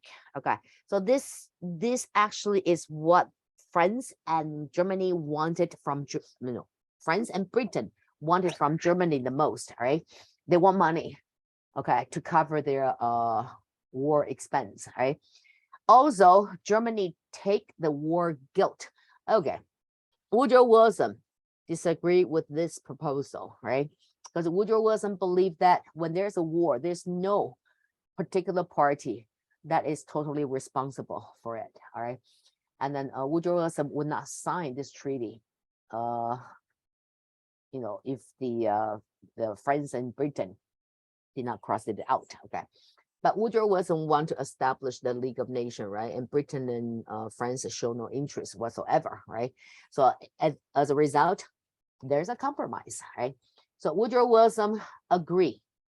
Okay, he was signed with this term that Germany takes the war guilt under the condition that this League of Nations is also included in the Treaty of Versailles, all right? And Britain and France agree, all right? So you see, the last right here is established League of Nations, right? So this is the key points from the Treaty of Versailles. So basically punish Germany big time, all right? And prevent Germany from rising up again, and then establish this League of Nations. But this League of Nations did not really work. If it really worked, we wouldn't have World War II, okay? Because at that time, this kind of, global government was not a popular idea, okay? And aftermath, let's see. After World War I, there are actually 4 empires gone. 4 empires gone. Which 4? Russian Empire gone. It turned into Soviet Union, right? And German Empire gone, right? And then German Empire gone, and then all this, previous German's territory, okay, they claim their independence. We have the establishment of Poland, right? And also Ottoman Empire gone, right? Ottoman Empire gone and turned into Turkey, right? So that was the Sultan being overthrown in 1917, actually. So before the war ended, the Sultan was already being forced to abdicate, all right? That's 1917, all right? Then become Turkey, right? Which other empire also disappeared? So Russia, Germany, German, Ottoman, oh here, Austria-Hungarian, right? So it used to be a big empire called Austria-Hungarian Empire. Not anymore. Now it's Austria, Hungary, and the other Serbian Balkans, okay, they claim their own independence, right? So separate from this previous Austrian-Hungarian Empire, right? So this is the aftermath of World War I, okay? But Britain's pretty much the same, France the same, Italy the same, all right? Spain, Portugal the same, America the same, right? So this is the aftermath of World War I, right? So the war ended in 1919, right? And then at the end of the war, Europe, they have to do this post-war reconstruction, right? So while Europe was busy rebuild their society, America did not have that problem, because the first 3 years America claimed neutrality, right? So America could benefit from this, trade with all the players in the war, right? And later on, America joined the war, right? Because Germany attempted to provoke Mexico to attack to raid America. So that dragged America into declare war upon Germany and sided with Britain and France, right? So America basically participated in the war for 2 years, right? And the battlefield was mainly in Europe, right? So America's post-war reconstruction was much easier, right? So America could focus on what? Economic development, right? Especially with the profit they gained from the first 3 years by trading with all the players in this war, right? So America, right after World War I, marched into this age we call booming 20, the booming 20. Okay, so the entire 1920s, from 1920 all the way to 1929, okay, America enjoyed this, prosperity. Any of you read the book Great Gatsby? If you have read the book Great Gatsby, that's based on this booming 20 era. How people enjoy partying every day, right? And then started to live under this consumerism lifestyle, right? Partying, drinking, driving, these fancy cars, everything, all right? That was the booming 20, all right? So right after the end of World War I, America marched into booming 20, okay? But before the booming 20 actually really boomed for 1 decade, right? 1929, America then experienced the nightmare called the Great Depression, right? So next big idea would be the Great Depression, okay? But prior to that, America actually enjoyed 1 decade of prosperity, right? But before that Great Depression, we're gonna go back in time, talk about this women's movement. Seneca Falls meeting, remember Elizabeth Stanton and Susan Anthony, the pioneers who led Americans women movement with one, right? And on this agenda, women's movement with one, there are 4 agendas, right? And there's one agenda still haven't been achieved. That was feminism, right? And finally, women's agenda, okay, 2 of them actually. One is called temperance. Remember temperance? Hey, Jeffrey, do you remember temperance? Temperance. Temperance. Temperance. Temperance. No. Okay. Abolition, anti-slavery. Oh yeah. Feminism is women's right to vote. Dissemination of education, women's right to be educated. And there's another one called temperance. What is it? Temperance. Look at that. The photo. What are they doing? They're throwing away They're dumping. alcohol. Yeah. So temperance is women's advocating of what? Being able to drink alcohol. Yeah, to ban, right? To ban the selling and consumption of alcohol. Yeah, that's called temperance, right? So temperance, feminism, these 2 agenda after the war. Okay, American women's movement achieve, okay, or complete their agenda and claim this victory.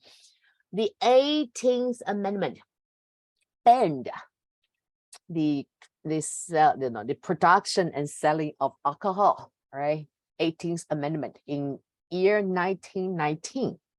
So at the end of World War I, American Congress actually passed this amendment and banned alcohol in American society. But there are exceptions. Right? What kind of alcohol was not included in this prohibition? It's actually called prohibition, right? So what kind of alcohol still available in American society at that time? It would be alcohol for industrial use. But that's okay, because you want to continue this industrialization, right? And alcohol in churches also allowed, because that's religion freedom. It cannot interfere with their religious practice, right?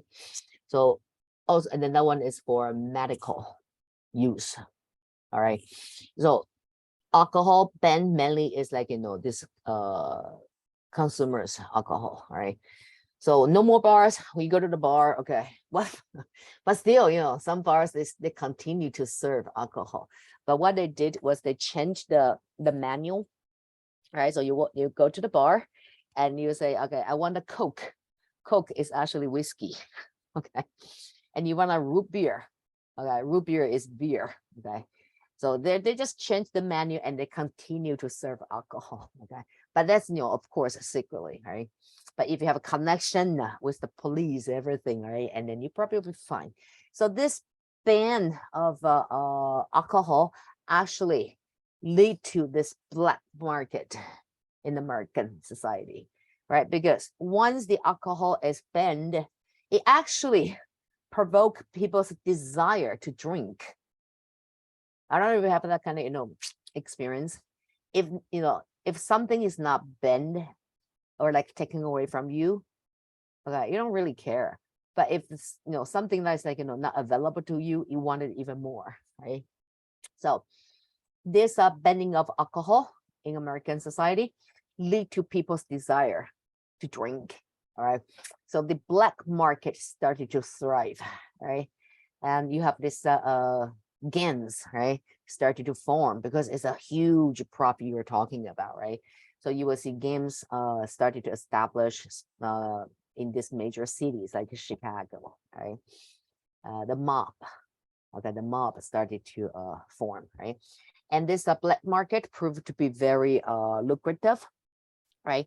But again, that's capitalism, right? So you want to maximize your profit, you kind of figure out a way to minimize your cost of production. So this black market alcohol is actually called moonshine. Moonshine, right? The reason it's called moonshine is you produce it in a secret warehouse, right? Because it's illegal. And when you're ready to transport your alcohol, you don't want to do it under the daylight. It's too obvious. So you're gonna transport it at night secretly, right? And how do your buyers examine the products? Through the moonlight. Okay, so it's called the moonshine, right? So moonshine, right? So this moonshine became a very lucrative product back then in American society, right? And this mob, this black market, they're not like experts in producing this alcohol. So their products is actually with very low, bad quality, right? And sometimes they will produce an alcohol containing alcohol, all right, up to like 90%. 90%, right? And consumers drink it and then they become sick, sometimes even become blind, right? Because the alcohol, overconsumption of alcohol, right? Anywho, so this 18th Amendment banned alcohol. That's called prohibition, right? And the 19th Amendment is women's right to vote, all right? So 19th Amendment banned the voting discrimination based on not just race anymore, based on gender, right? So that means women finally achieve the goal, okay? Women have the right to vote. So here we have a historical picture. That's 19th Amendment was ratified, okay, by the president, Woodrow Wilson in 1920. All right, and 1920 happened to be what? The presidential election year, right? Because it can be divided by 4 evenly. All right, so you see women line up, all right, and then went to exercise their very first time their right to vote and vote for American president, right? But women had no knowledge or experience, in related to politics, right? So women didn't know whom to vote, all right? So they either follow, okay, or take advice from their husbands, their fathers, their brothers, their sons, right? Because they believe men knows better, right? Men know better. So they don't know whom to vote, okay? And they just follow their male members in the family, okay? And then vote accordingly.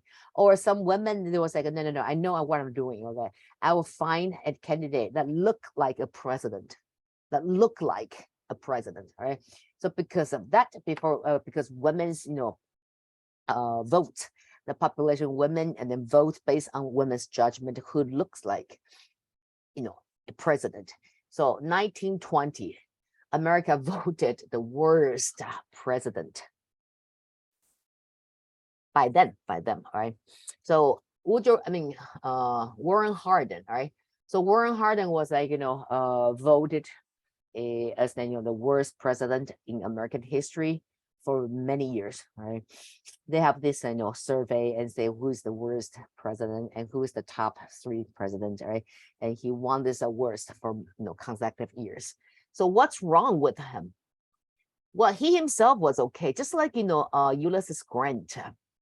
Ulysses Grant, during his presidency, right? Everybody in his cabinet, in his administration, were pretty corrupt, right? Remember the whiskey ring scandal, fraud, right? And this Mobilier, the credit Mobilier, right, scandal. Everything happened during his presidency, right? But even so, he himself, Grant, was not corrupt, right? He was just kind of losing up his control over his cabinet, and he trusts in these experts, right? But he was wrong, right?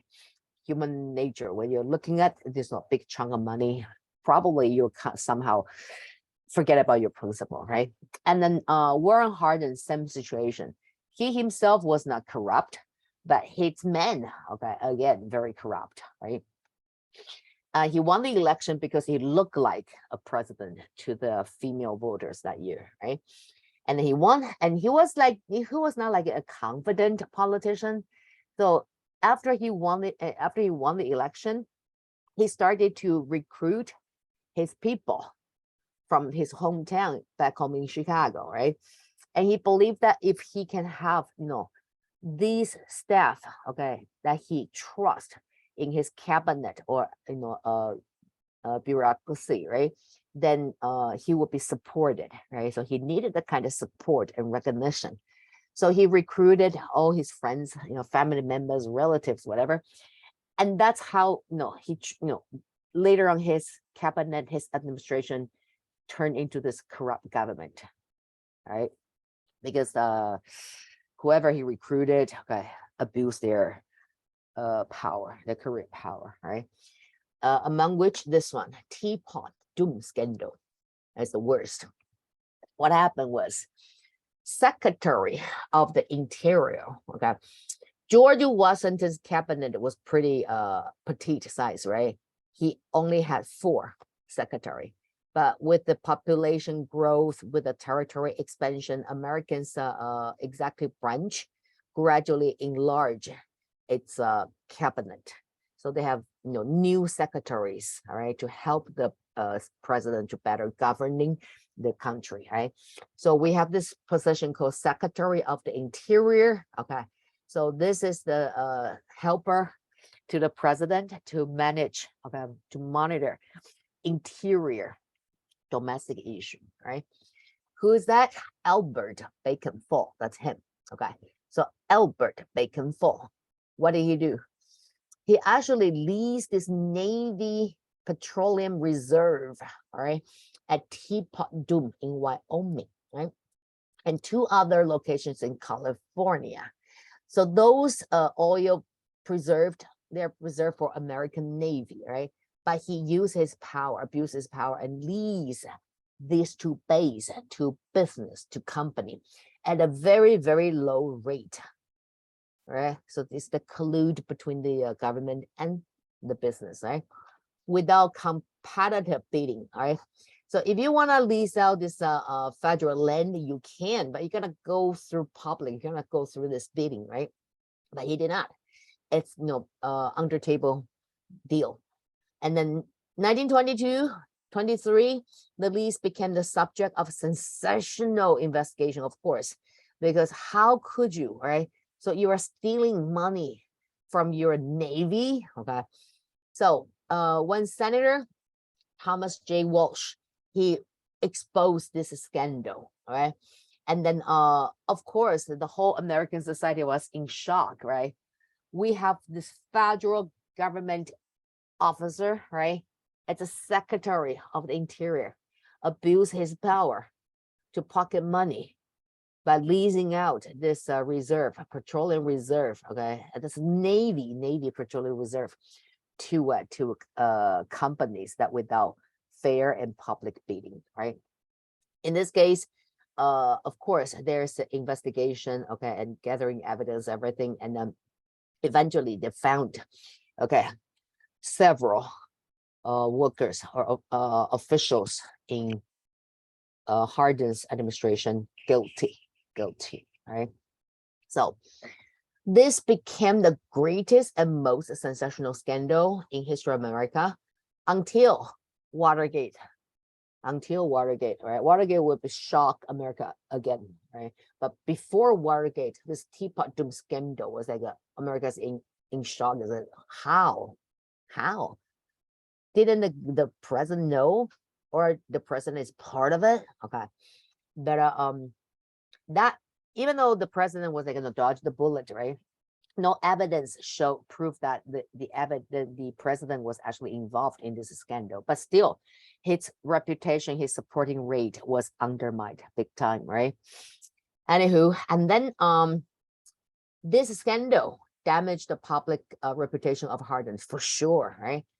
And his reputation was already severely diminished, right? By what? By this controversial handling of the Great Railroad strike. This another strike, right? And he mishandled, okay, did not really play cool, right? And the press on the workers. Also, the president's veto of the bonus bill in 1922. So bonus bill is trying to encourage business to devote more into this capital factor of production. So innovation, research, invention, of course, but Hardin vetoed it, right? So he was already being questioned. Is that he the right person to guide this nation? And now we have this Teapot scandal, all right? So 1922, 1923, these 2 years were seriously challenging his legitimacy, and general public started to doubt was that the right person to guide the nation. But soon in 1924, it would be another election year, right? And he definitely planned to run for the second term, right? So he started to do his tour, right? Try to visit, okay, American society, right? From state to state, town to town, right? And during his tour, he actually died. So his speech tour was aiming to recover, okay, to fix his reputation, right? But he actually died during the tour. So his vice president took over, right? So the worst president ever, because during his presidency, there are so many scandals, right? And also the president himself did not really side with the worker, considering that America already had this progressivism era, right? Pre World War I. But after World War I, America celebrated this booming 20, right? So once this booming 20 become the theme in American society, people enjoy this capitalism and consumerism even more, right? And government once again sided with the business, right? So when can we expect the government to actually side with the people? You cannot wait till what? Till the civil movement, post World War II, right? Okay, so that's the worst president in American history. All right, so let's take a break. Okay, let's take a bite and come back. We'll finish this chapter. Okay.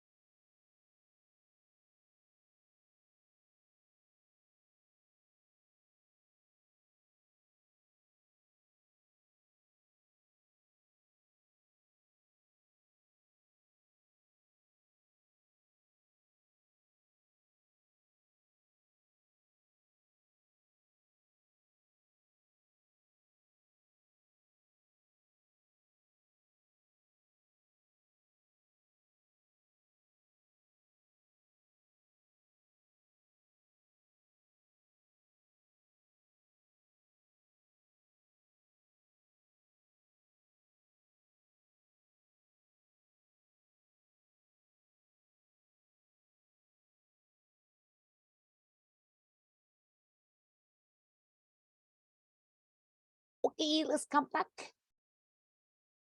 We back? If we're back, type 1, please. Thank you, Ria. Jeffrey back? Thank you, Sunny. Jeffrey back? Assume you are. Type 1. All right. So before we talk about Great Depression, we're gonna talk about how the society was like in booming 20s. All right. So booming 20s. The reason why it's booming is mainly because America just won the war, right? And without this, heavy financial burden to reconstruct the society post-war, so America was able to promote this, capitalism even more.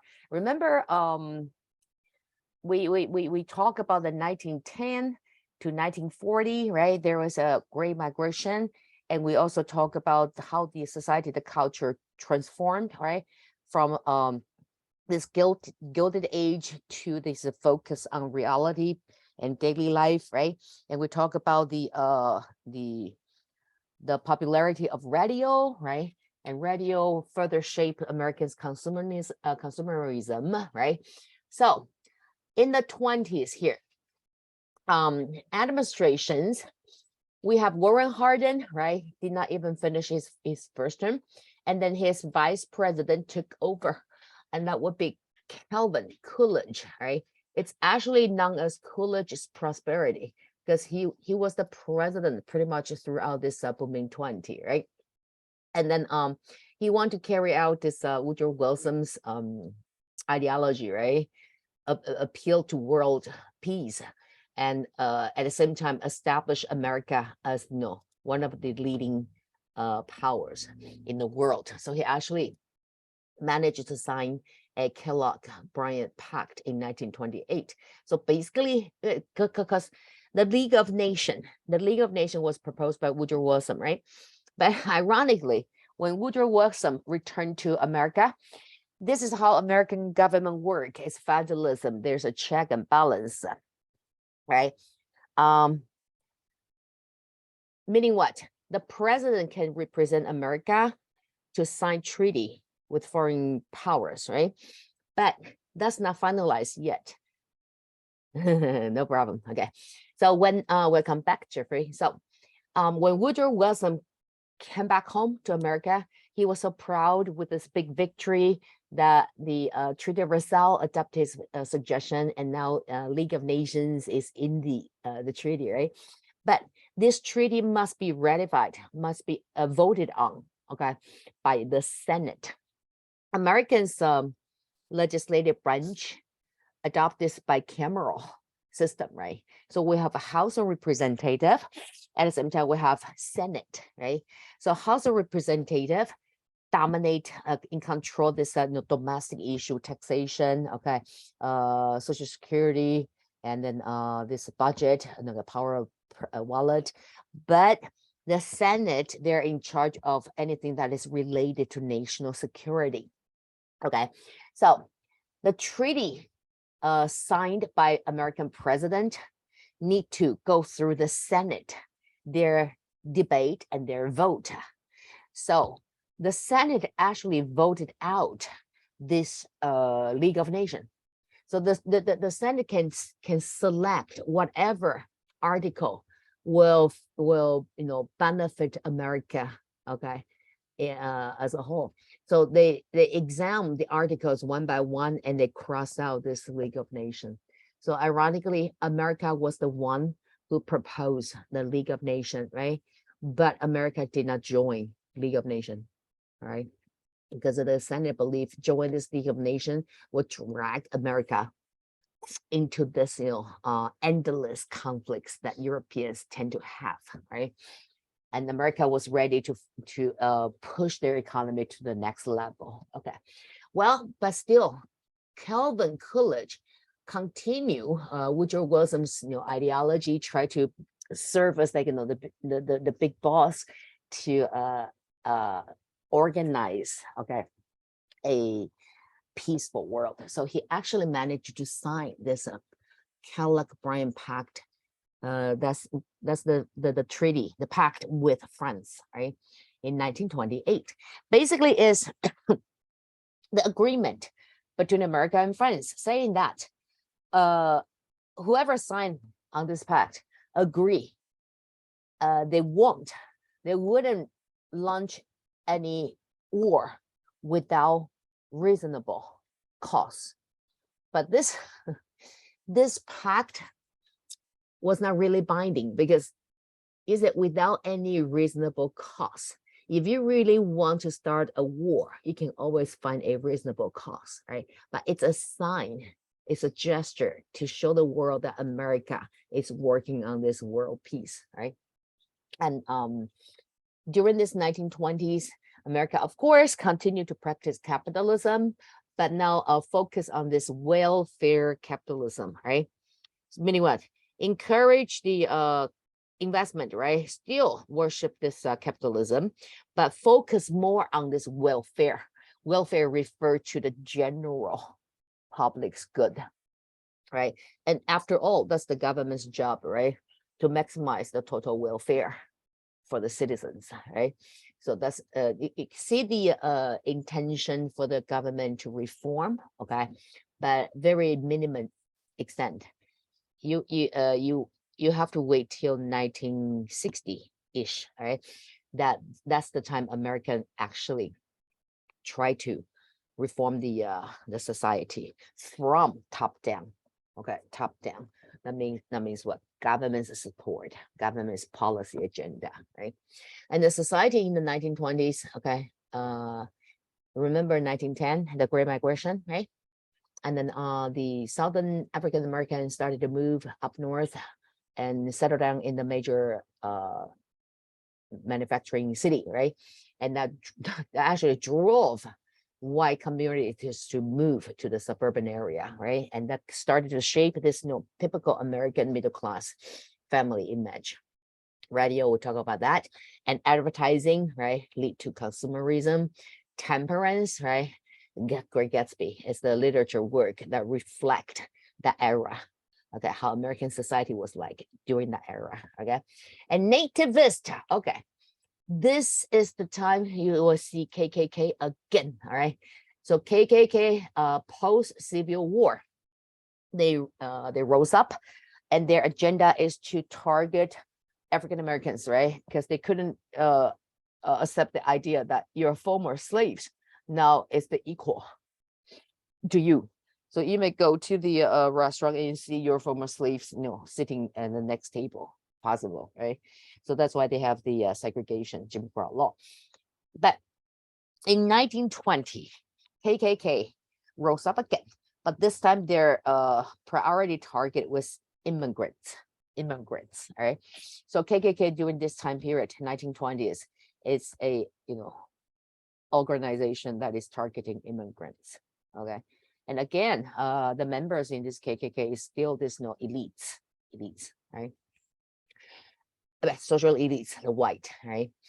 And Marcus Garvey, okay, 1920, that is like almost half a century since Civil War, right? So we started to see some educated African-American generation to emerge, right? So among which you started to see these leaders try to fight for African-Americans a civil right, okay? But among these leaders, there's one leader is he has a pretty unique agenda. That's Marcus Garvey. Marcus Garvey, he organized this institution called United Negro Improvement Association. Okay, he tried to promote this agenda, this belief as well. African Americans, we are no less than the Caucasian, the white, right? And we must improve ourselves, right? So that we can establish in the society. But still, he believed the best destiny for African Americans would be go back to Africa. Okay, so he promoted the idea like, yes, we are no less than Americans, but after all, this is not our home, right? Only destiny that we can actually shine would be go back to Africa. Okay, so that's his back to Africa movement, right? And some of them actually did went back to Africa.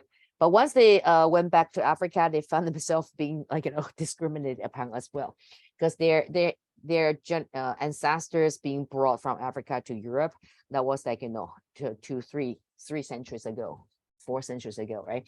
So they already shaped their very unique African culture. It's American African culture, right? The way they dress, they talk, they walk, everything was different. So even they went back to Africa, they found the gap, between themselves and the African society, right? And the culture in 1920s, 1920s, we started to have movies, okay? So Hollywood was established, okay? And on top of radios, Hollywood started to produce movies. At first it was silent, okay, and then with audio, but it's black and white, but it's still the major entertainment activity within American society. Also, one of the three major national sports, baseball, started to thrive and shine. And this baseball, you will see the best picture, or picture, right? Or like a batter, they tend to be African Americans. So this sports, national sports, along with the radio, right, provide African Americans a platform, to shine, because they have the talent in singing, in sports, right? So baseball, but still, that's within this segregation era, right? So even though they're great at sports, despite of that, in society they're still being discriminated, all right? But when they're at the the field for baseball and later on basketball, right, and fans were that crazy for them, but in society they're still being discriminated upon, right? And do we have any literature work to reflect this booming 20s? Yes, we do. We have Ernest Hemingway, The Old Man and the Sea. We also have Scott Fitzgerald, Great Gatsby, the author of Great Gatsby, right? So that's the Great Depression era, no, that's prior to Great Depression era, all right? And now, what happened? What triggered this Great Depression? Anybody? Anybody knows what triggered the Great Depression?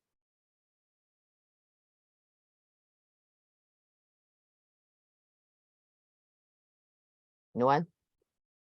It has something to do with the booming 20. All right. So booming 20, we just talked about. Yeah. Is it the stock market crash? Yes, that's the direct trigger. But before that, why the stock market crash?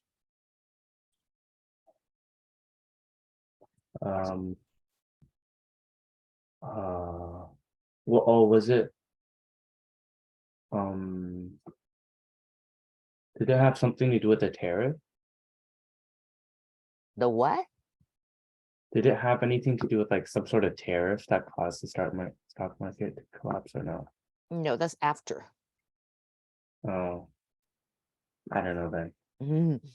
Okay, but the stock market collapse, yes, New York Stock Exchange, right? But what lead to this stock market crash? It's because the booming 20. Remember here we have consumerism. We kind of talked about that yesterday. Consumerism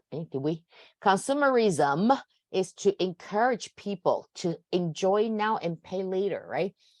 So you can have this. You can have a down payment and to buy a car, and you can enjoy your car now, and you pay installment, right? So people are spending money they not yet owned, and that's under the assumption that economy will continue to stay strong. You have a paycheck month to month, right? If that's the case, no problem, you can honor your debts, right? But what if the economy started to decline? You may experience a pay cut or even lose your job, right?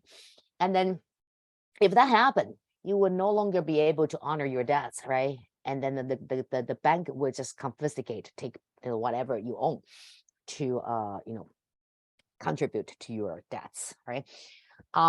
So the stock market in 1920 started to grow and show this what is that? The bull market, right? So it's so strong. Why? Because the confidence American society gained from the victory of World War One, that boom up the development of economy. Okay, and people started to use their credit, okay, to enjoy material life, but they're in debts. They're actually in debts. All right.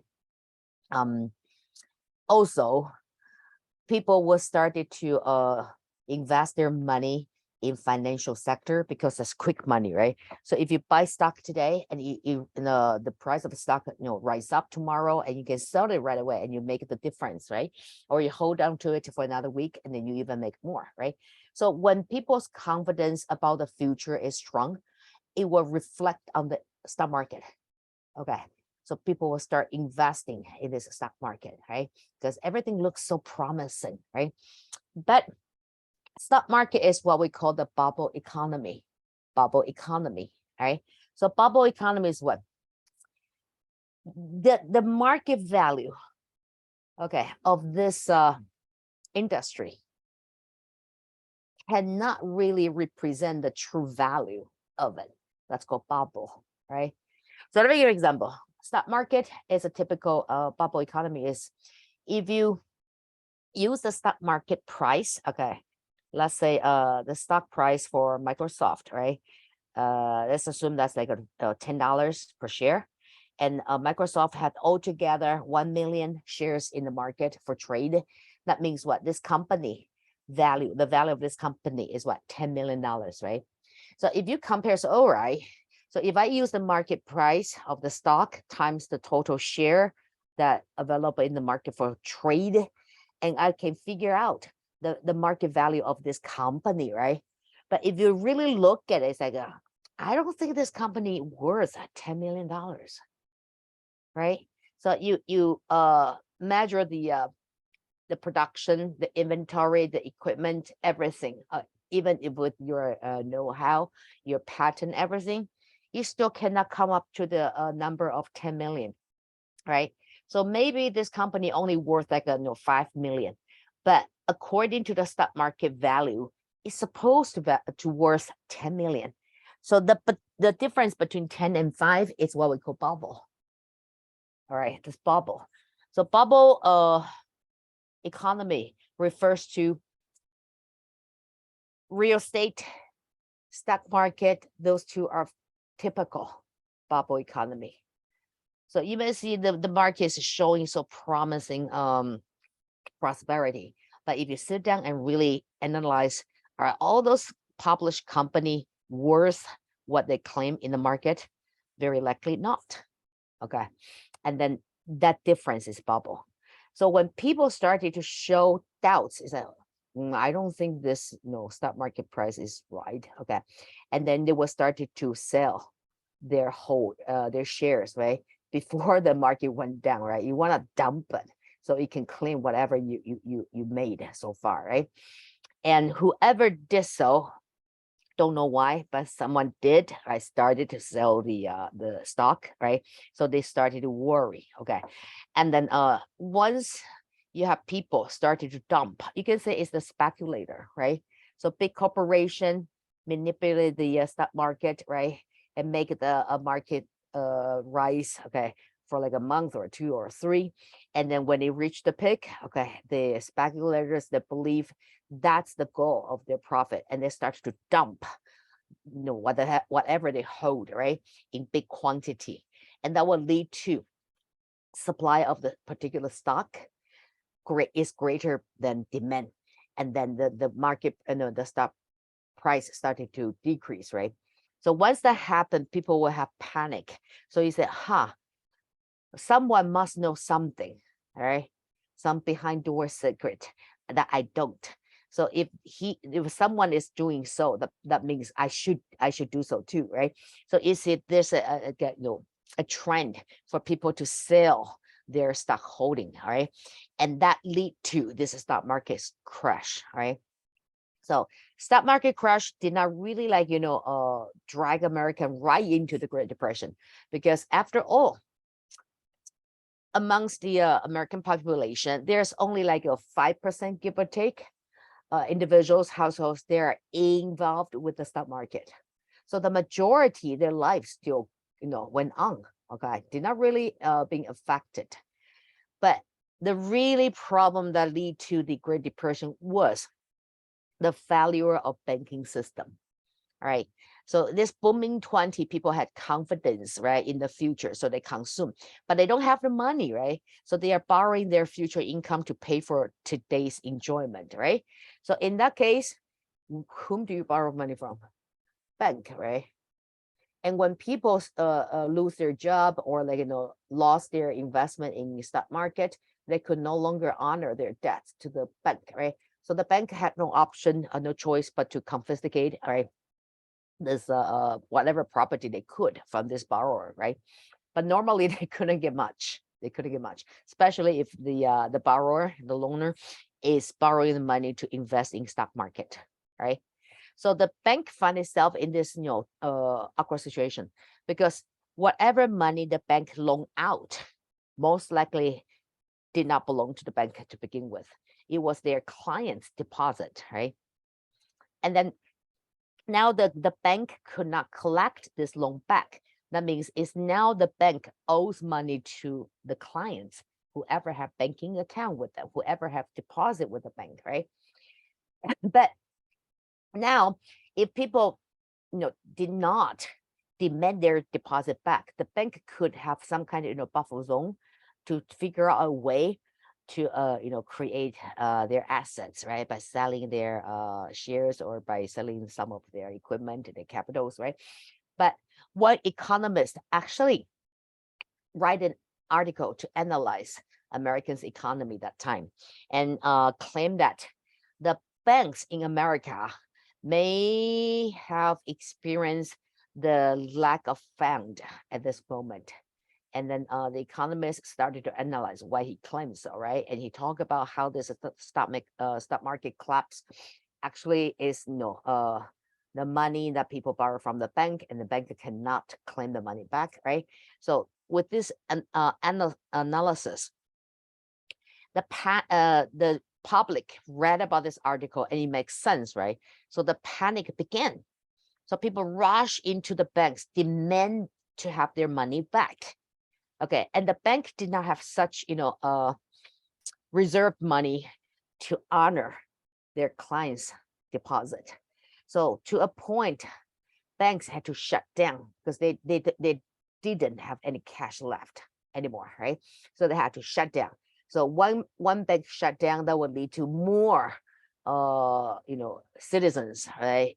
Individual households rush to the bank. You want to get whatever you can today, because if you don't, you may lose everything tomorrow, right? So the failure of banking system is the reason that drags American into Great Depression. All right. So that's how America started the Great Depression. Okay. Well, so that's our agenda for tomorrow. Then tomorrow we're gonna finish Great Depression and we're gonna talk about World War II and then move into this Cold War. Right. So your homework today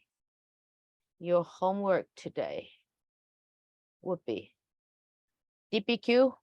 Okay, and it's document grouping. All right, use the same prompt to group the documents. We decipher document 1 and 2 together. So you work on 3 to 7, and you can group into 2 or 3. It's up to you. Okay, but you need to come up with your topic sentence like what we did for document 1 and 2. All right. So your assignment today is use the very same prompt. Okay, that's actually from 2018. All right. Use the same prompt to practice document grouping. Okay, so follow our train of thought today. All right, decipher the document, write down the main idea, and think of any outside evidence. All right, and then hip it, and then group them into 2 or 3 arguments. All right, questions? Jeff, questions?